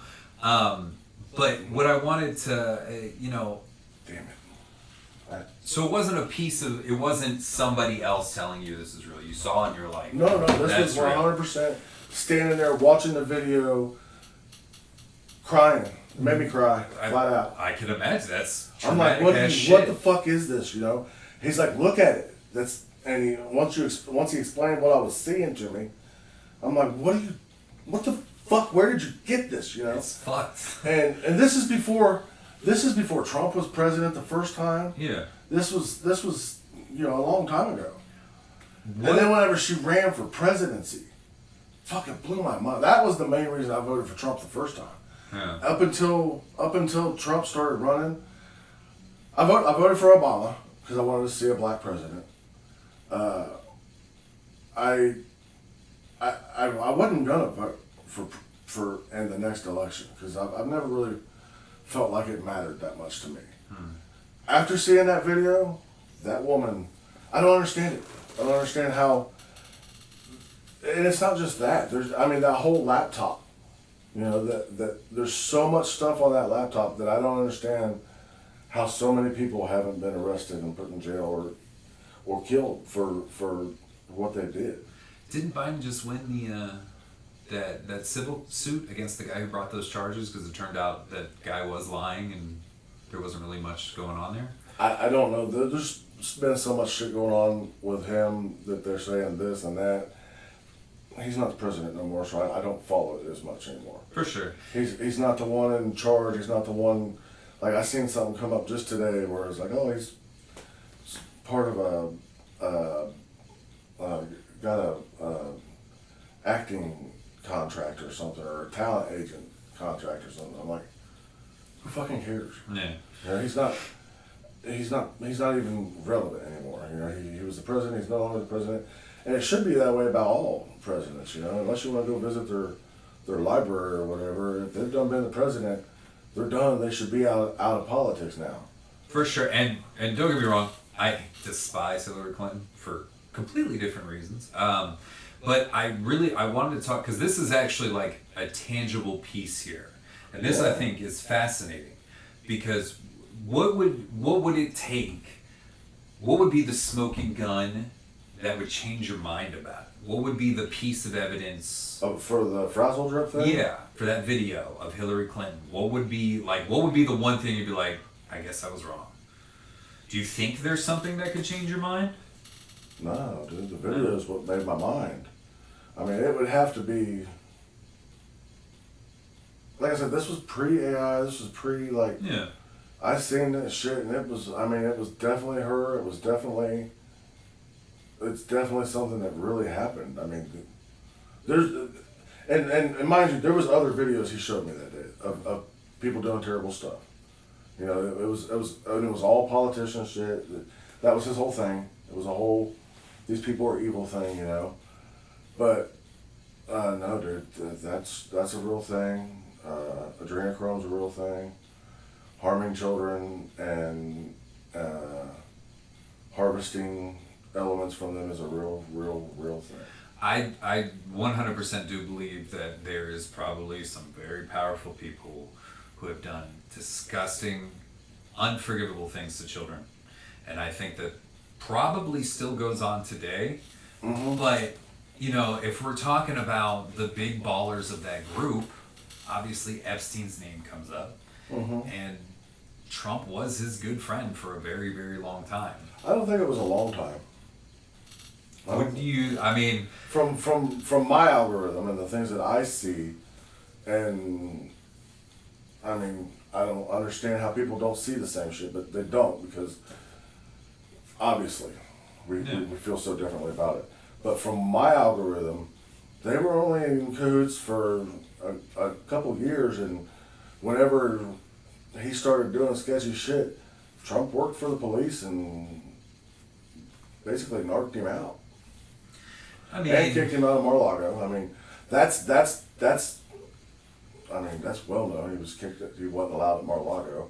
Whether it was him being creepy to kids or him stealing. Trump says it was because there was somebody, and he's went on camera and said this. Supposedly somebody worked at Mar-a-Lago that Epstein basically stole. Somebody that worked for him. He hired him to work there or whatever, and whatever happened at that point happened, and he don't really talk about that, but he circled it down to him stealing employees. Yeah. That's why he kicked him away from Mar-a-Lago and being a creep. But to be 100% honest, I don't know, and I don't think anybody does. I think some people do, but The people that know, do you think they like the guy that says I'm getting ready to tell on everybody? no, not at all. So anything that they say is going to be real hard for me to believe. True. I mean, It's kind of like the Kamala Harris the other day before he made his little spiel to the country that they didn't air on 3 stations or whatever. She was on X or whatever making posts for like 6 hours beforehand, telling people not to believe anything that he's going to say and this, that, and the other, and that he's a liar. And to me, her making the post and saying the shit that she was saying, if you read the post, it looked to me like a kid that was fixing to get in trouble for hitting his little brother, and here comes his little brother with a fucking big well on his face, crying, and before the little brother even says anything, he says, "I didn't even hit him." You know what I'm saying?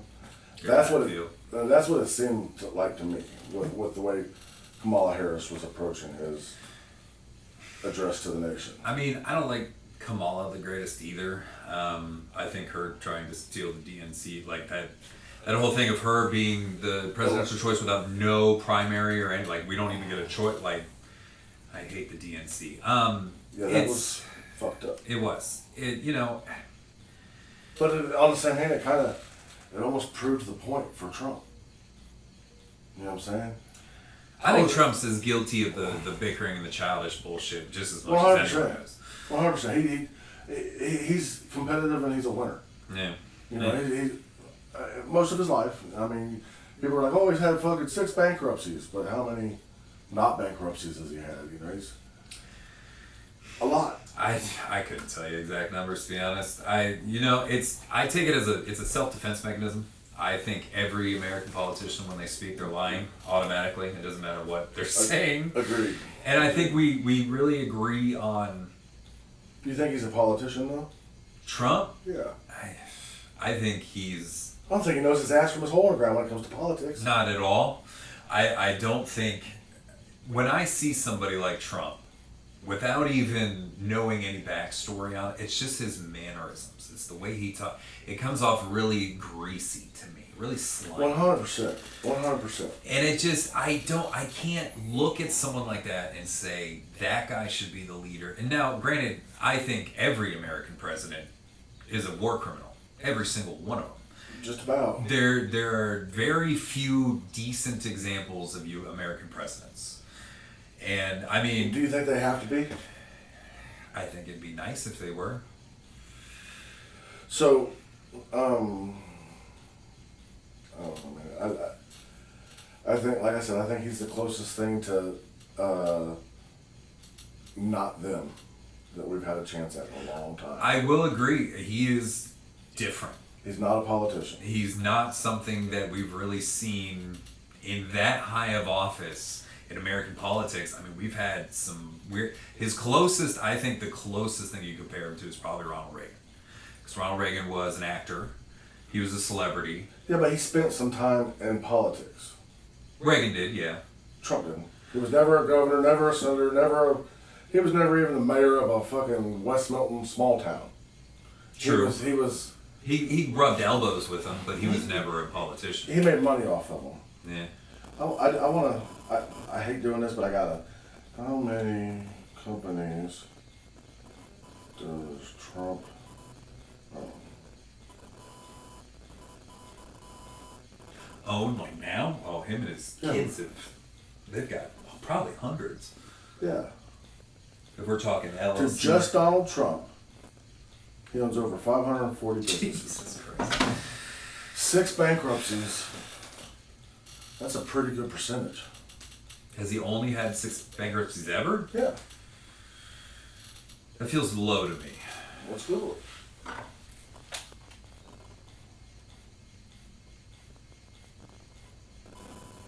It's the easiest way to get the facts, right? I should have waiting music. How many businesses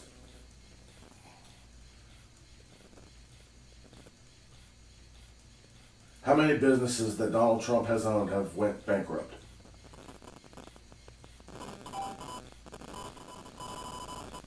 Six. That's from Google. Mm-hmm. I didn't like Google. Google hates Donald Trump. But I mean, they can't lie straight up. I mean, not whenever it's too easy to just go online and look it up. You know? Yeah. So I mean, that part, when people want to bring up that part, I don't even bother arguing with those people because immediately they show that they're not fact checked enough and they're not doing nothing. Whenever a guy owns 540 businesses and 6 of them go bankrupt, that dude's smart. I don't care what anybody says. The dude's smart. He knows how to make good fucking money. He's a multi-billionaire. Yes, Daddy gave him some money to get going, of course. If you have kids, aren't you going to give them the best that you can? So you can't fault him for that. You cannot fault him for that at all. He got a loan from his dad. His dad gave him money. His dad passed him on whatever. So what? You're going to do the same thing for your kids. And if you don't, you're a shitty fucking parent. I mean, it doesn't bother me. His dad giving him up like that. Okay. That's just one of the things that people say, you know. So financially, the guy's financially sound. Anybody that wants to argue differently, I mean, tell me why. But how many of those businesses have been closed down? How many of those businesses have legal cases against them? How many of those businesses... I mean, his kids famously, one of the biggest, anti-Trump things that there was that his kids got found ripping off a charity for cancer. They stole money from a cancer charity for kids. I mean... And did whichever kid was, say it was Don Jr. or whatever, stealing money from cancer. Whenever you're that rich and that powerful and got that much shit going on, are they stealing money themselves, or is it something that somebody who works for them has moved money from here without saying it to there? I mean, that part, I don't think any of us even understand how that much money and shit works to where I can give an honest opinion about it. I mean, I will 100% say that if me and Donald Trump both started a business right now, his would be more successful than mine. Hands down. The man knows much more about operating a company than I probably ever will. I don't doubt that. I don't doubt. I just, without even bringing up any of the things any of the scandals that have happened, just the way he operates as a person. That's what feels off to me. What do you mean? The way he talks, his manners. It reminds me of every guy that I've grown up with and I've learned to hate. For weak character, basically. You think it's weak character or the fact that he's probably smug? Oh, he's smug as fuck. And arrogant. Yeah, for sure. And maybe that's part of it. Everything a person who has been a multi-billionaire their whole life would be. I don't think... And do you think if you had that much money, how much different do you think you'd be? Honestly. If I had that much money, nobody would know who I am. Nobody. I would be alone on a small island. Why? Because I don't want fame at that point. You don't understand how much money he has then. I mean, I understand. He's a billionaire. He has enough money to sway economies. I think... That's how he became president. I think that 6 years ago, possibly, but over the course of, when COVID happened, it was the biggest stealing of wealth from our entire country to the hands of like 6 other people. We've created more billionaires in the last 6 years than we ever have in human history. Absolutely. COVID was some fucking evil shit. They stole money. They stole a lot Do you us. think he had something to do with it or somebody else? Trump? No, I don't think Trump had anything. They fucked him with COVID. Yeah, but I mean, he didn't really have to. I mean, his response was at the very beginning of it, but by the time shit was really ramping up, Biden was in, and Biden... They just let it disappear. They did nothing. They just kind of... He was like, oh yeah, COVID, never mind. Yeah. Trump's going now. By the way, we're not getting rid of those student loans, and yeah, we're going to keep sending money to Israel. It was just... Yeah. I think Biden was so milquetoast. Well, not just Israel, Ukraine. Look how much money we sent to Ukraine. I think Biden was incredibly, right down the fucking line, centrist, nothing of a presidency. I think he did do some good areas in do you think Biden had a controller? Had a controller? I think his administration probably ran things more than he did. Yes. Who do you think ran his administration? There's a good chance Hillary Clinton had something to do with that. I think Hillary Clinton and Barack Obama sat together and fucking made sure that everything happened just the way that... Obama's an interesting case, I think, because it's clear that he still has power in the DNC, and he's, probably one of the more respected members of that organization, but he doesn't really wield it as much like Hillary. Hillary's hungry for it. You can see it, the way she talks. She's like drooling for power. Mehdi Hassan actually has a hilarious joke about it, where he talks about, it might not be Mehdi Hassan, I'm probably fucking up with another Indian comedian, but he talks about Hillary wanted that office so bad. She was willing to work in the same place her husband got a blowjob from a teenager. Yeah. I mean, at this point in time, you think they're even though they're married and they're Hillary and Bill Clinton, you think the people have slept in the same bed in the last 20 years? No. It's funny because The Dollop did a 3-part episode on Bill Clinton. Yeah. Hilarious. But they were basically, they made us to give, it's probably just a relationship where, they're married for convenience and power. That's all it is. They probably have been told you guys cannot divorce. Yeah, right. Honestly. Being president and everything is the type of information and everything that they've both been subject to be able to see and stuff. Because she was the first lady, I believe that they're probably, They probably just need to Pokemon go to the polls. Yeah, right. That was the funniest shit I've ever seen. I'm sorry. It's we obviously, I think really the only real part that we kind of disagree on would be Trump himself. And I think maybe we feel a little differently towards immigration, but I really do feel like people have a lot more in common if they're able to talk about these sort of things. Right. And talking about it is hard to have a conversation with a lot of people about these things. People are strongly opinionated about it. They are. Including myself, I am one. Yeah. I get pissed sometimes. I'll tell you, man, it's like, how can these people think this way? And then I have to step back and I have to think. Their cell phones tell them different than mine is. And that's all it is. It's algorithms, man. I do think that is a big part, but just like we were talking about, I think that algorithm is formed by certain people or groups that want us to see a disagreement in reality. Oh, yeah. They want us split up. They want us fighting. And I can sit here and say all day that leftist ideals and policies are going to be the only way we go forward as a country. That's what's going to save us. And I think anyone who thinks differently is stupid, and you can think the reverse. But that's not going to progress us any. Right, left or right's never going to get us to the middle. And I don't, and again, but I also don't want to think like a centrist, because I think those are some of the most confused, boring people on this planet. So I think it's good to have convictions, and I think it's good to have ideals about, things like policies, resource spending, everything, how we live our lives. But the most important thing overall is stopping this bullshit system that we have. How do you think it's possible? I have some ideas I won't say on camera. It's, and that's the biggest disagreement. So how do we, because I'm sure if you asked 100 different people, how do we solve this? You get 100 different answers. So you asked me about a smoking gun for the one question with Hillary, and I told you, pretty much the video I seen was the smoking gun. Yeah. For you to become a supporter of Trump, what would it take for that to be a smoking gun or whatever? For you to be able to say, yeah, he's my man. He's doing what I think he should be doing. What would it take, and to follow that up, what is he lacking in right now? What is he not doing, I guess I should ask. On the topic of that, I think Trump, one of the bigger issues that should be addressed is that Trump is sundowning, just like Biden did.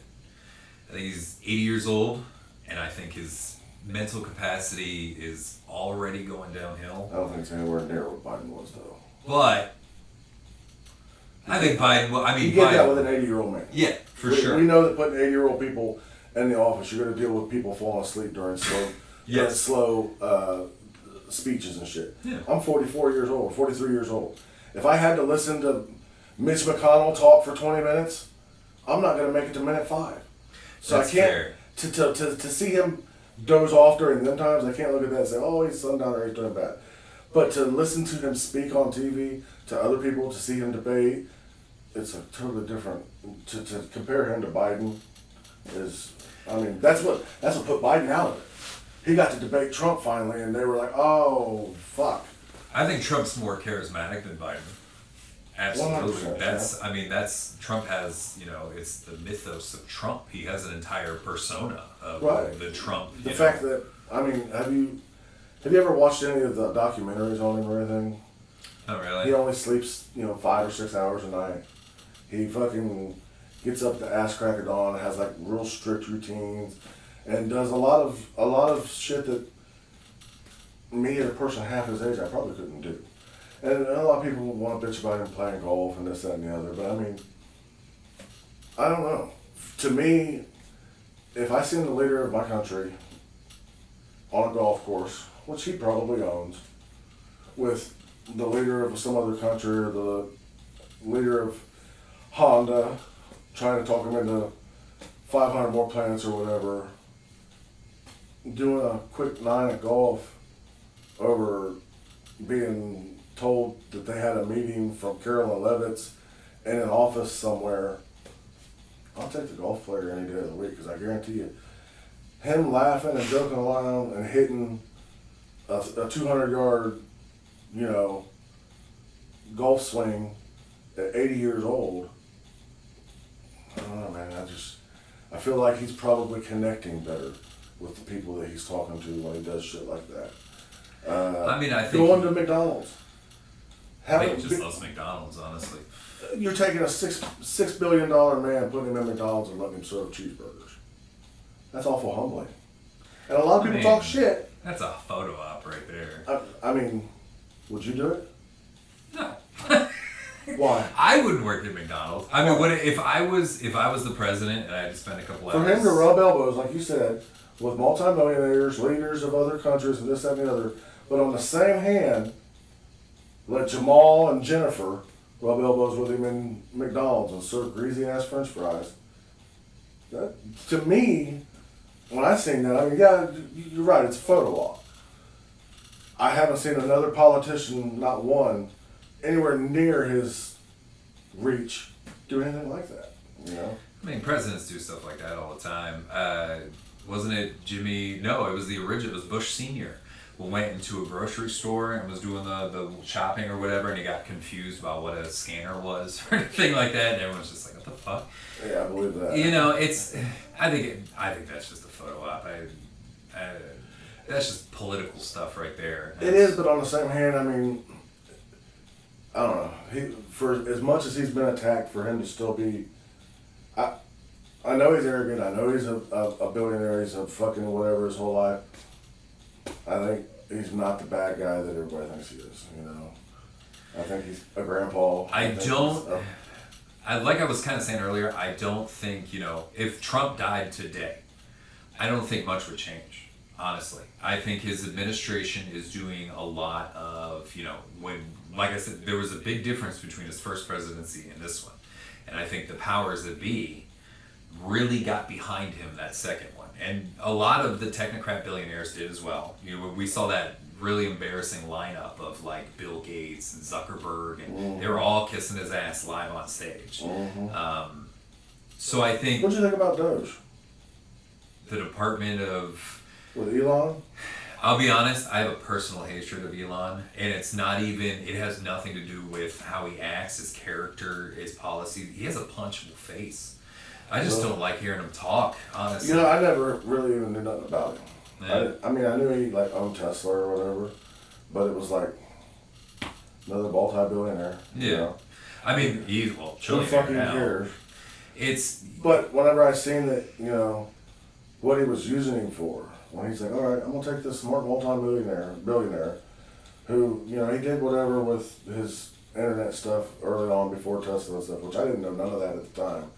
But, there's documentaries and there's things that you can watch and stuff that talk about it. And then he takes these, kids that are fucking supposedly like autistic and on certain spectrums and shit. And they're like, all right, go in here and look for the shit that shouldn't be. What's wrong with that? I mean, who gives authority to the autistic teenagers? Why do they have the authority to decide what we need and don't need?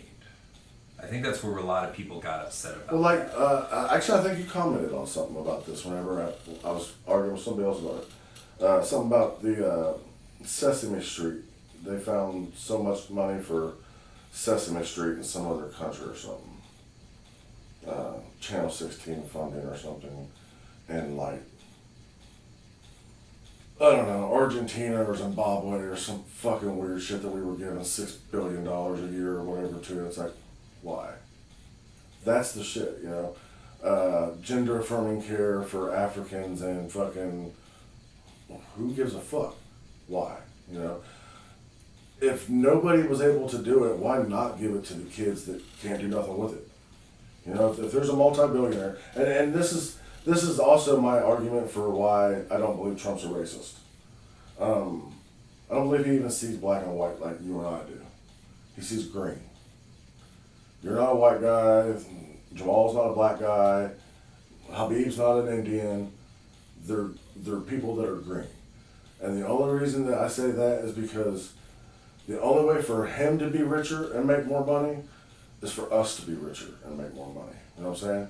The only way for him to get more power is for our money to become more powerful. So he wants people working. He wants people to be wealthy, and he wants the American dollar to be strong. He don't see you as a black and white person. He sees you as a green person. You're a greenback. You're a George Washington or a Ben Franklin bill to him. I agree with that. You're 100% just a buck.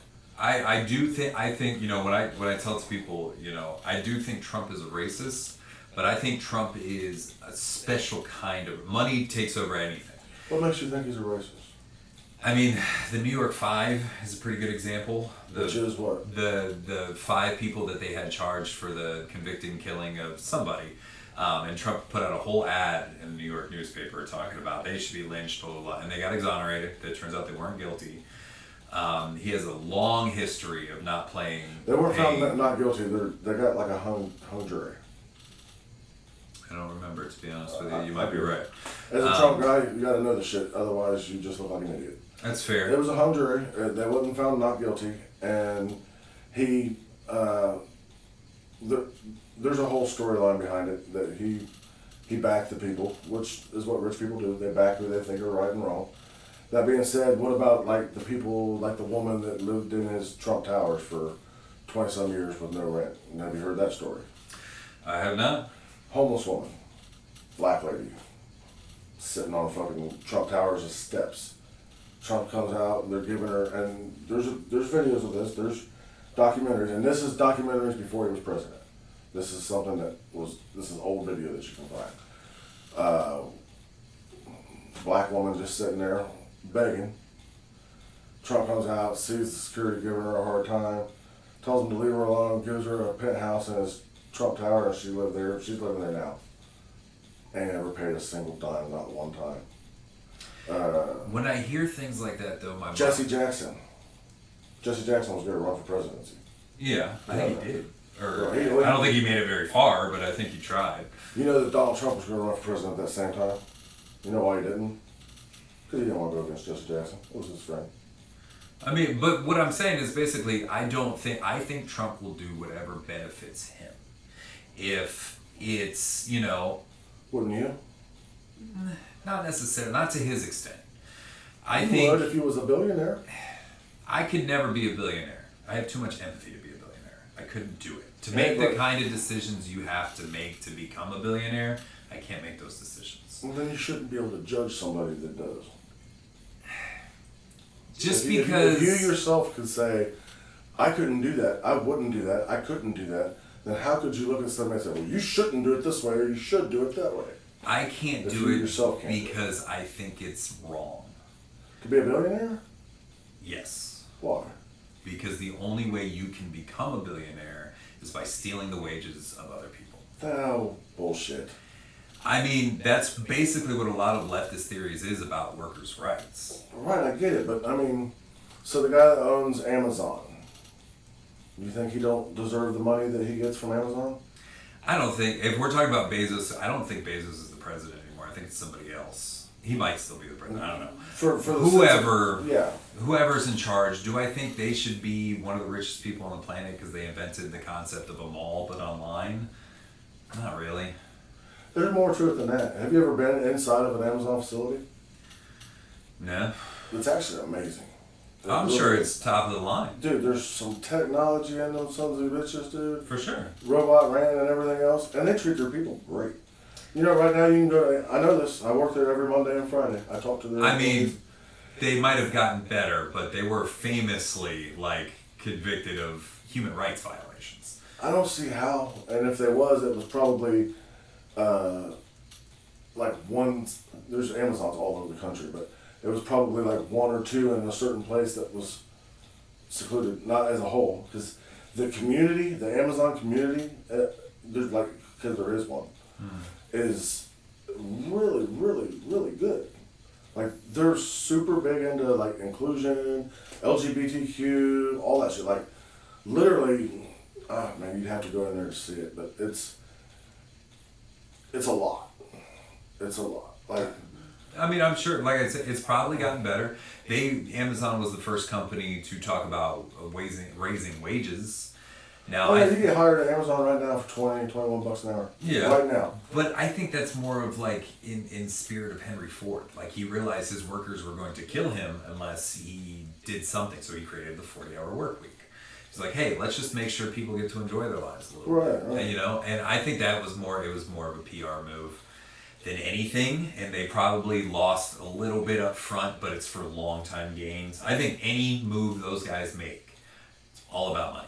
I think, and that's the capitalist mindset. And I don't want to go too deep down the rabbit hole. I've taken a lot of your time already. But ultimately, I do think capitalism needs to end. Yeah, I don't know, man. I think that if somebody makes a buck, there's no reason why you should have any of their buck. I mean, when boiled down to that, yeah, I agree. Well, if I make $1 billion, they're all of them are mine. And they should be. You have the same opportunity. If you make $1 or you make $1 billion, I don't want none of them. They're yours. I don't have the same opportunity as someone like Trump. Why not? Because my dad didn't give me $10 million. Well, I mean, To be fair, I don't even have a dad, so. well, I'm sorry to hear that. But, You could probably tell. Come on. no, dude, I don't think I've had long hair most of my life. No, I don't know. I think that people are entitled to keep what they work for, and especially if you work hard for it. You know, if it was given to you, whatever, that's something that people are gonna hate on and be jealous of for sure, because they wasn't given that. But on the same hand, did you ever play sports? So, yeah. I played a little bit of everything. I was on swim team, did soccer the most, football. And you said you're 40. So, when you played, did you get trophies no matter what? No, I think I got some ribbons. I didn't. I'm old enough to where, like, when I played football, if we didn't come in like first, second, or third or whatever for the year, or if it wasn't like champions or whatever, you don't get a trophy. You don't get, you know, it's good job. See you next year, you know, and work harder. We'll get it next time. And that day and age is gone.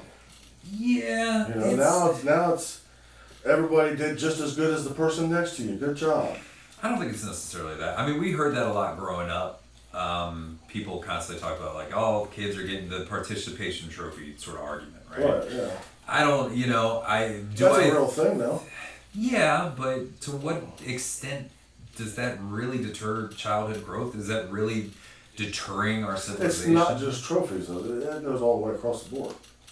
I they do that with diplomas. And I mean... Well, the child left behind thing was a total mess, but that was Bush and... I mean, if child A isn't as smart as child B, and both of them are way smarter than child C, there's no reason they should all get the same A diploma. It depends on which level. Like, I think, a lot of these things, because as a guy who has a kid who just graduated high school, Mm-hmm. I remember, I think it was like sophomore year, his grades started to slip a little bit, and I was really worried, and I went into parent-teacher conference, and the teacher was basically telling me as long as he has at least a D in one quarter across the board of the year, he won't fail it. So he could get, for one quarter, he could get a D in every class, and then for literally every other quarter, in every subject he could fail, he's still going to pass. Isn't that ridiculous? It is ridiculous. I think that's way too low of a standard. Yeah, and I mean, it's that way for more than just like school and trophies and stuff. That's what our nation's coming to. Everything's coming to that, and it sounds good, but it creates sticky situations. Well, before I take up too much more to do, is there any other hot topic items you want to throw? We covered so much stuff, and I appreciate it. You've been pretty easy to talk to. Man. Yeah, I'm glad you came over, and I'm glad just we got to because do that. it's on the topics of what people like me feel. Let's talk about trans shit. About what? Trans shit. Trans people. Oh, yeah. How do you feel about that? Doesn't really deter me. I mean, I don't have strong opinions. I'm sorry, trans people in sports. Oh, again. Trans people have been around for hundreds of years. I don't have a problem with that. If you're a guy and you want to live your life as a woman, so fucking what? Whatever. If you're a woman, you want to live your life as a guy, so what? But what I should have said in the first place was like, young boys playing on female volleyball teams and female basketball teams and things like that. Young boys being allowed to use the girls' bathrooms in schools, things like that. I think that's just ridiculous. How can... I don't think there's enough cases of it happening to be an actual problem. Oh, it happens. Because there was only, 5 intercollegiate athletes that ended up not being able to play sports anymore because of everything that came down. Like, there's not enough people. Oh, no. It happens everywhere. It's kind of like the whole, when they were talking about, the litter boxes in schools. Like, that was all a lie. That was all bullshit. That never happened. I don't think that was such a big... that probably happened in one school, one time. It happened 0 times. Spread across the whole world. It's going down everywhere now. And I think, I believe the trans community is, in a way, you're right, trans people have always existed, but in a way the trans community is like the new minority. They're the new group that was more of an outsider group than a lot of other groups, because a lot of people are still kind of coming around to that idea, and I think they were used as a scapegoat to sow division amongst it. I think one big reason the Republicans focused so much on them was because they were the scapegoat. They were the people like, look at that, we should fight about that. And instead of talking about policies, workers' rights. I think it's more about our children. How many children do you think have been damaged because a trans person has used a restroom? I don't know if it's damaged because they use the restroom, but possibly confused. And not necessarily just because of the restroom. For instance, the people, like, you have these teachers that are trans, and that they go to school and they want to teach their students to use certain pronouns and use certain things a certain way, which is just strange. There's no reason why a 7-year-old should know what you like to do in your bedroom when it's dark. I mean, I don't think someone's gender identity is their sexuality necessarily. I think you're right, it would make a kid ask some questions because they're probably not used to seeing something like that. But I think if we just answer the questions, that's all it comes down to. I think, we talk about the three biggest groups of, I don't want to say the three biggest groups of child predators, but if we look at, the biggest groups, it's priests, cops, teachers. Those are the three. Yeah. I think that's because they're around kids the most. They have more access to children, and more child sexual assault happen. So that being said, shouldn't those three groups be held to a higher standard and more of a filtering of that taboo? Absolutely. But I don't think being trans has anything to do with that. I don't think it should be taught in school. I don't necessarily know if it's taught. Oh, it absolutely is. It's taught, and even in a small town school like West Milton, it's there. I mean, I'm sure they possibly do something around sex education time, but I'm sure they're not telling kindergartners, I'm sure they can bring up the it's just like with any subject. You talk about trans people exist. There was my youngest son, when he was in school, had a teacher that insisted on the whole they, them, couldn't say he, couldn't say her. They had to call the teacher something stupid, but nonetheless, like, it got into more understanding of that type of lifestyle than I thought should be taught in a school, 100%. And that's in a small town like West Milton. So I can only imagine where bigger towns, bigger city schools, especially more left-leaning cities. I mean, that's a rural part of America town, that's a farm town. How much, because you said something interesting, you said you think it's too much that they taught. How much is too much? Like, where's the line when we talk about, like, how much should children know about trans? So when you and I went to school, and we got our sex ed class, that described how the birds and the bees worked. Well, I went to a Catholic school. God did it. Oh, well, that's weird. Yeah, it is. It is what it is. I know what you're saying. But, short of the actual science of things, there's no reason why it should be anything else other than that. If a young girl feels like she's a boy and she wants to be a tomboy, let her live however the fuck she feels comfortable living, or however her parents feel comfortable allowing her to live. They're children. They're not adults. Right.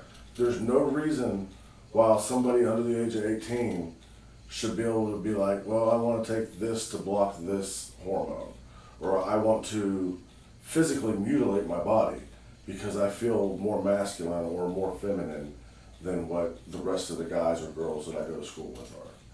Yeah.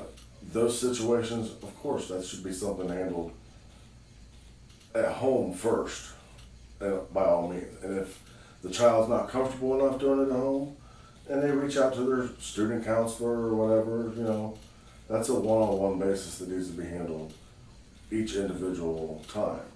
But to hit a whole classroom up Like, hey, do you sometimes feel like you're not a boy, but you're really no? That's ridiculous, especially at a young age where they're so easily molded, manipulated, or confused. I think children are gonna have questions regardless. They're gonna see, even if we made sure that there was no trans teachers at all, eventually in public a child may run into a trans person and they're gonna have questions.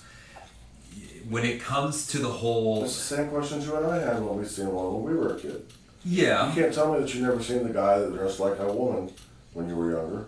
I mean, yeah, it threw me off. First, there used to be a very famous one that would walk around here. A very famous one. A very famous trans person that would walk around here. No. Because it was so taboo back then. It was interesting, but I mean, Springfield's a small town. We don't got much to talk about. So, but I think it's okay to address those questions. And I think, I don't know how much, if we talk about It should be left to the question, though. I think if we talk about a hard line of like 18, if we're talking about surgery specifically, and we say 18-year-olds only, you have to be an adult before you can have any surgery. For sure. I feel like most people would agree with you because we've all changed our minds a lot since we were teenagers. But I don't know how many surgeries are being done pre-18. I'm sure Not just surgeries. The hormone blocking, all of it. Medication, prescriptions. Any type of medical anything. If a child, a female should never be given hormones to make her look more like a boy or feel like a boy just because she's feeling masculine. It shouldn't happen.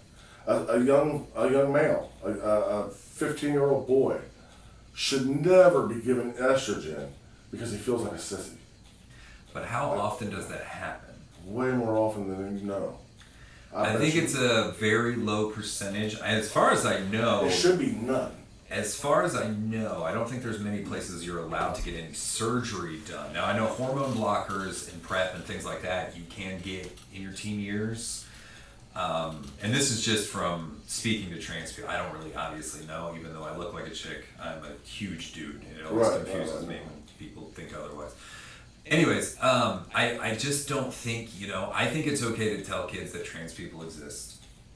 You don't have to go into the details of how it works, but you can say trans people exist. Sometimes people feel as if they were born in the wrong body and they want to change it. And I think it's okay to say no life-altering things until you're 18, because I'm pretty sure that's mostly the guidelines we really follow. But, I think the big thing is I think there's a huge split is when it comes down to the parents and the kid. Because, there's the whole thing about New York, I think it was New York City, when they were talking about the teachers are allowed to know if a student goes by a different gender identity and they don't have to report it to the parent. So for my kids, I've always just let their identity is their own, who they are. Right, but say your son, what's your son's name? Josh. Say your son, Josh, at 12 years old, going to school every morning as Josh in his blue jeans and his t-shirt. Your teacher tells you every day Josh shows up and goes by Jennifer and is wearing a dress. That's something you should know. And that's definitely not something that a teacher should keep from you. I would be upset if I found out just because my son wouldn't feel comfortable enough telling me. 100%. I personally wouldn't care if I've told all the I'm not kids. saying you should care that it's a bad thing. I see what you're saying. But you definitely are entitled to know. Especially if other people that you're letting help raise your children, because let's face it, that's what teachers are. Yeah. You're giving them custody of your children for 7-8 hours a day. If they see something that drastic to not tell you, that's damn near criminal. If I had a student, though, that didn't want their parents to know, I would want to know why they don't want their parents to know. Is it any of your business? I mean, you just said teachers are kind of also parents. You have to protect the kid, and me and you both know. But they're not your parents. They're helping you. You're giving them custody for 8 hours a day. You're giving them the responsibility of making sure that your kid doesn't burn anything down or harm themselves. And if your kid is doing something that drastic, that you know that the parent doesn't know about, it's absolutely your job to make sure that the parent knows. If nothing else, just to be able to say, hey dude, your kids, in my eyes, would be a conversation like, hey dude, your kid's a little bit strange here. He's doing some shit that you need to know about. You know, he shows up every day, he's telling people his name's Jennifer. Have a talk with him. I think if it could be as simple as that. The way I view it is, if I was a teacher and I had a student come to me that says, you know, I gender fluid, whatever terms you use, I don't 100% understand them all. So if they go by, they say they want to be Jennifer and they dress in a dress, please don't tell my parents. My father will beat me and I'll be homeless. I would absolutely not tell their parents. And that, again, then becomes subjective. Yeah, even then, I still think that you should tell the parent. One, kids exaggerate. I don't think the kid's going to kill you. I don't think you're not going to be homeless. Is he going to be disappointed? Is he going to probably tell you, no, you can't wear dresses anymore, this, that, and the other? Probably, as he probably should. I mean, I wouldn't want my kid to be trans just for the simple fact that it would be that hard of a life. Oh, it's hard. Yeah, why would you want to see your kid struggle like that? I don't want to see them struggle, but I want them to be who they are. Well, they are a boy or a girl, one or the other. There's no in the middle. And yeah, they may feel different, they may feel more feminine, they may feel more masculine, but when the cookie crumbles, there's a dick or there's not. And that dick is connected to hormones and all kinds of things that make them who they are. Whether or not they fight with that, you know, that's whatever. If they feel more comfortable wearing women's clothes and all that, do that shit when you're buying your own clothes and you're an adult. But you know, do my best bet to make sure that if you're a boy, you're going to grow up to be the man that I want you to be, or better man than me, or, you know, you want your son to grow up to be better than you as a father. Oh, for sure. 100%. I don't think my son could be better than me if he grew up and wanted to be a woman. I don't know why. Just don't. It's not nothing against women, but I definitely want him to be a good man. That's what I've been practicing, making him a good man. My daughter, on the other hand, beautiful young lady. I want her to continue to be the beautiful young lady that I raised her to be. You know, if she grew up and shaved her head and decided to have people start calling her Benjamin, it'd break my heart. I'd be like, what the fuck? No, you're supposed to be a lady. Have some babies and a family and bring me grandbabies. You know, be everything it's supposed to be. And if she 100% was against it, was like, no, Dad, I'm a lesbian. I only like women, and I feel more comfortable looking like a guy because of that. Okay, that sucks for me. You know, I'll never have the normal grandkid and family or whatever. But if you're happy and that's what you want to be, fine. But that's as an adult. That's not as an impressionable 14 or 13-year-old that's confused about why her tits are so small or why he is scrawny and skinny and has a feminine jawline. You know, that's different. You know, when I think about what I want, you're right. I think a big thing about it is you want your kid to do better than you. The more important thing for me is, are they happy? I don't care about what gender restrictions they follow. I've always been kind of loosey with the whole gender thing. I've never really, I know I'm a dude. I know I'm a straight white dude. I love boobies. I love women parts. Love it all. But I don't care about it. Just because it doesn't seem, you know, if my son... For adults. Other adults like me and you. Yeah. Don't give a shit. It doesn't bother me at all. But if you see an 8 or a 10-year-old boy wearing makeup, dressed like a girl... That wouldn't bother me either. For me, I would have to feel like somebody has either one, let playtime go too far, or two, influenced him. I think we both agree, and I do think that restriction of surgical procedures should wait till you're an adult. Well, any medical procedure.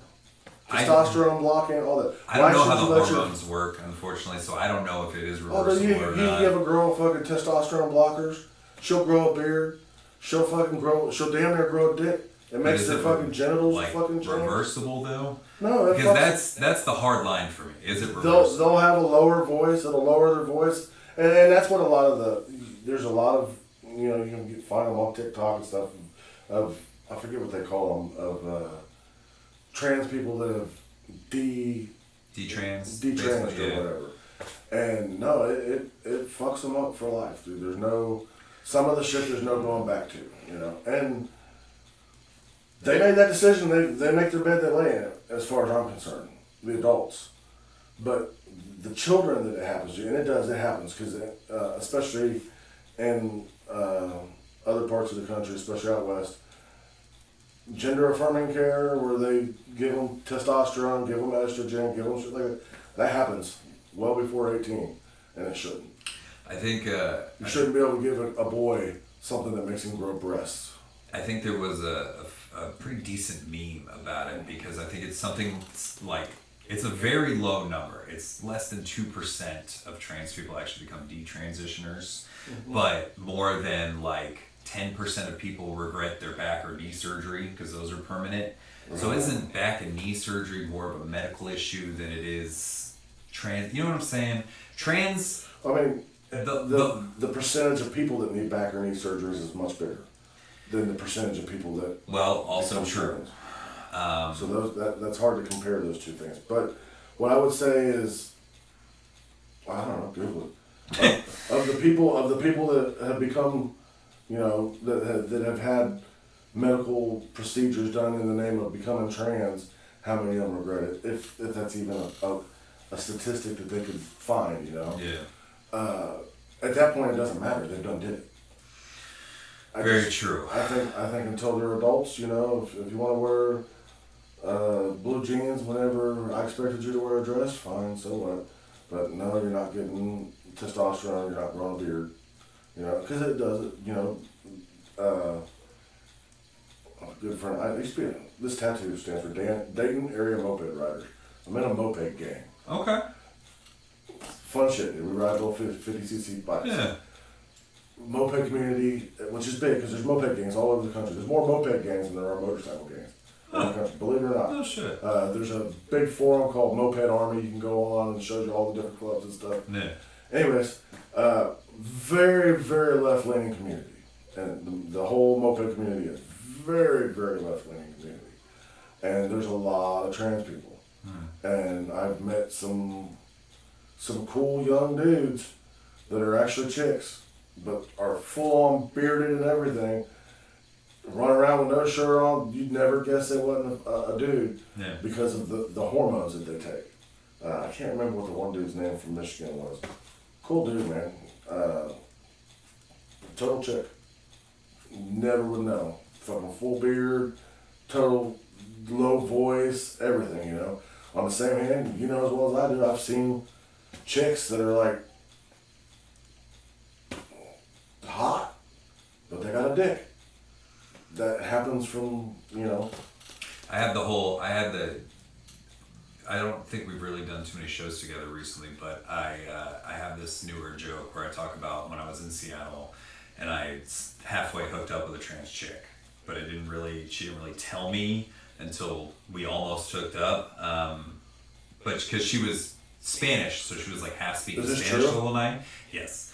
And she ended up just going down. We didn't go the whole way because she stopped me and she said that she was pre-op, and I didn't know what that term meant because I was like 22 and drunk.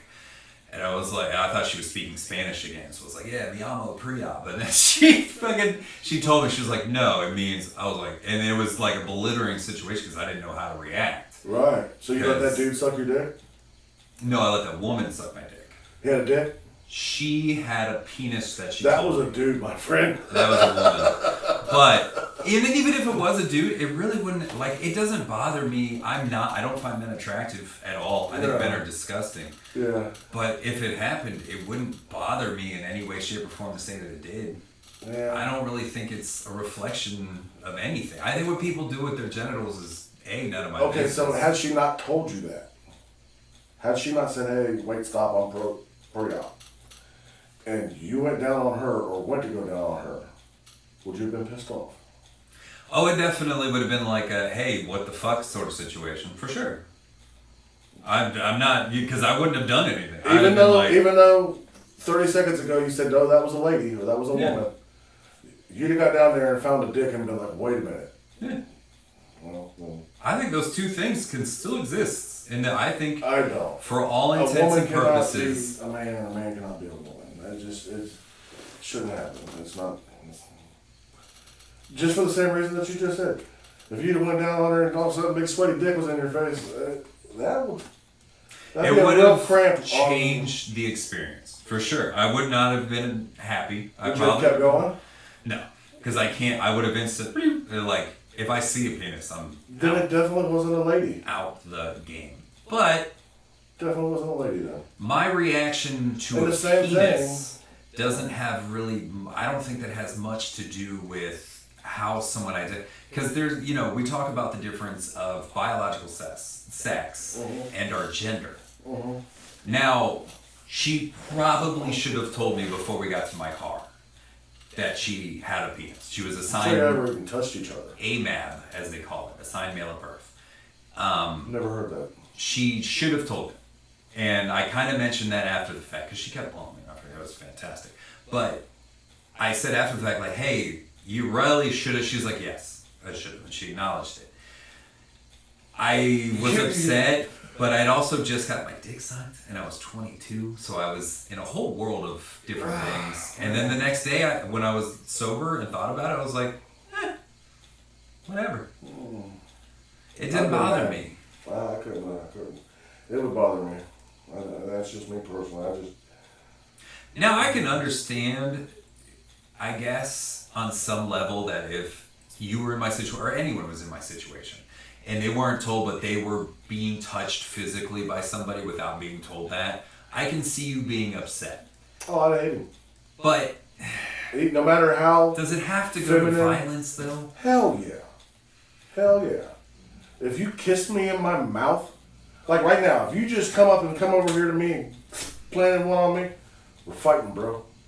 And you're young and fit. You probably take me. I don't want to But kiss you. we're going to go for it. No you know? offense. And the same thing would happen. If a fucking sexy chick that I thought I was just getting ready to go home and have the time of my life with kissed me all in my mouth in the club and shit, and I got to wherever we got, Yeah. and they were like, by the way, I got a dick, we're fighting.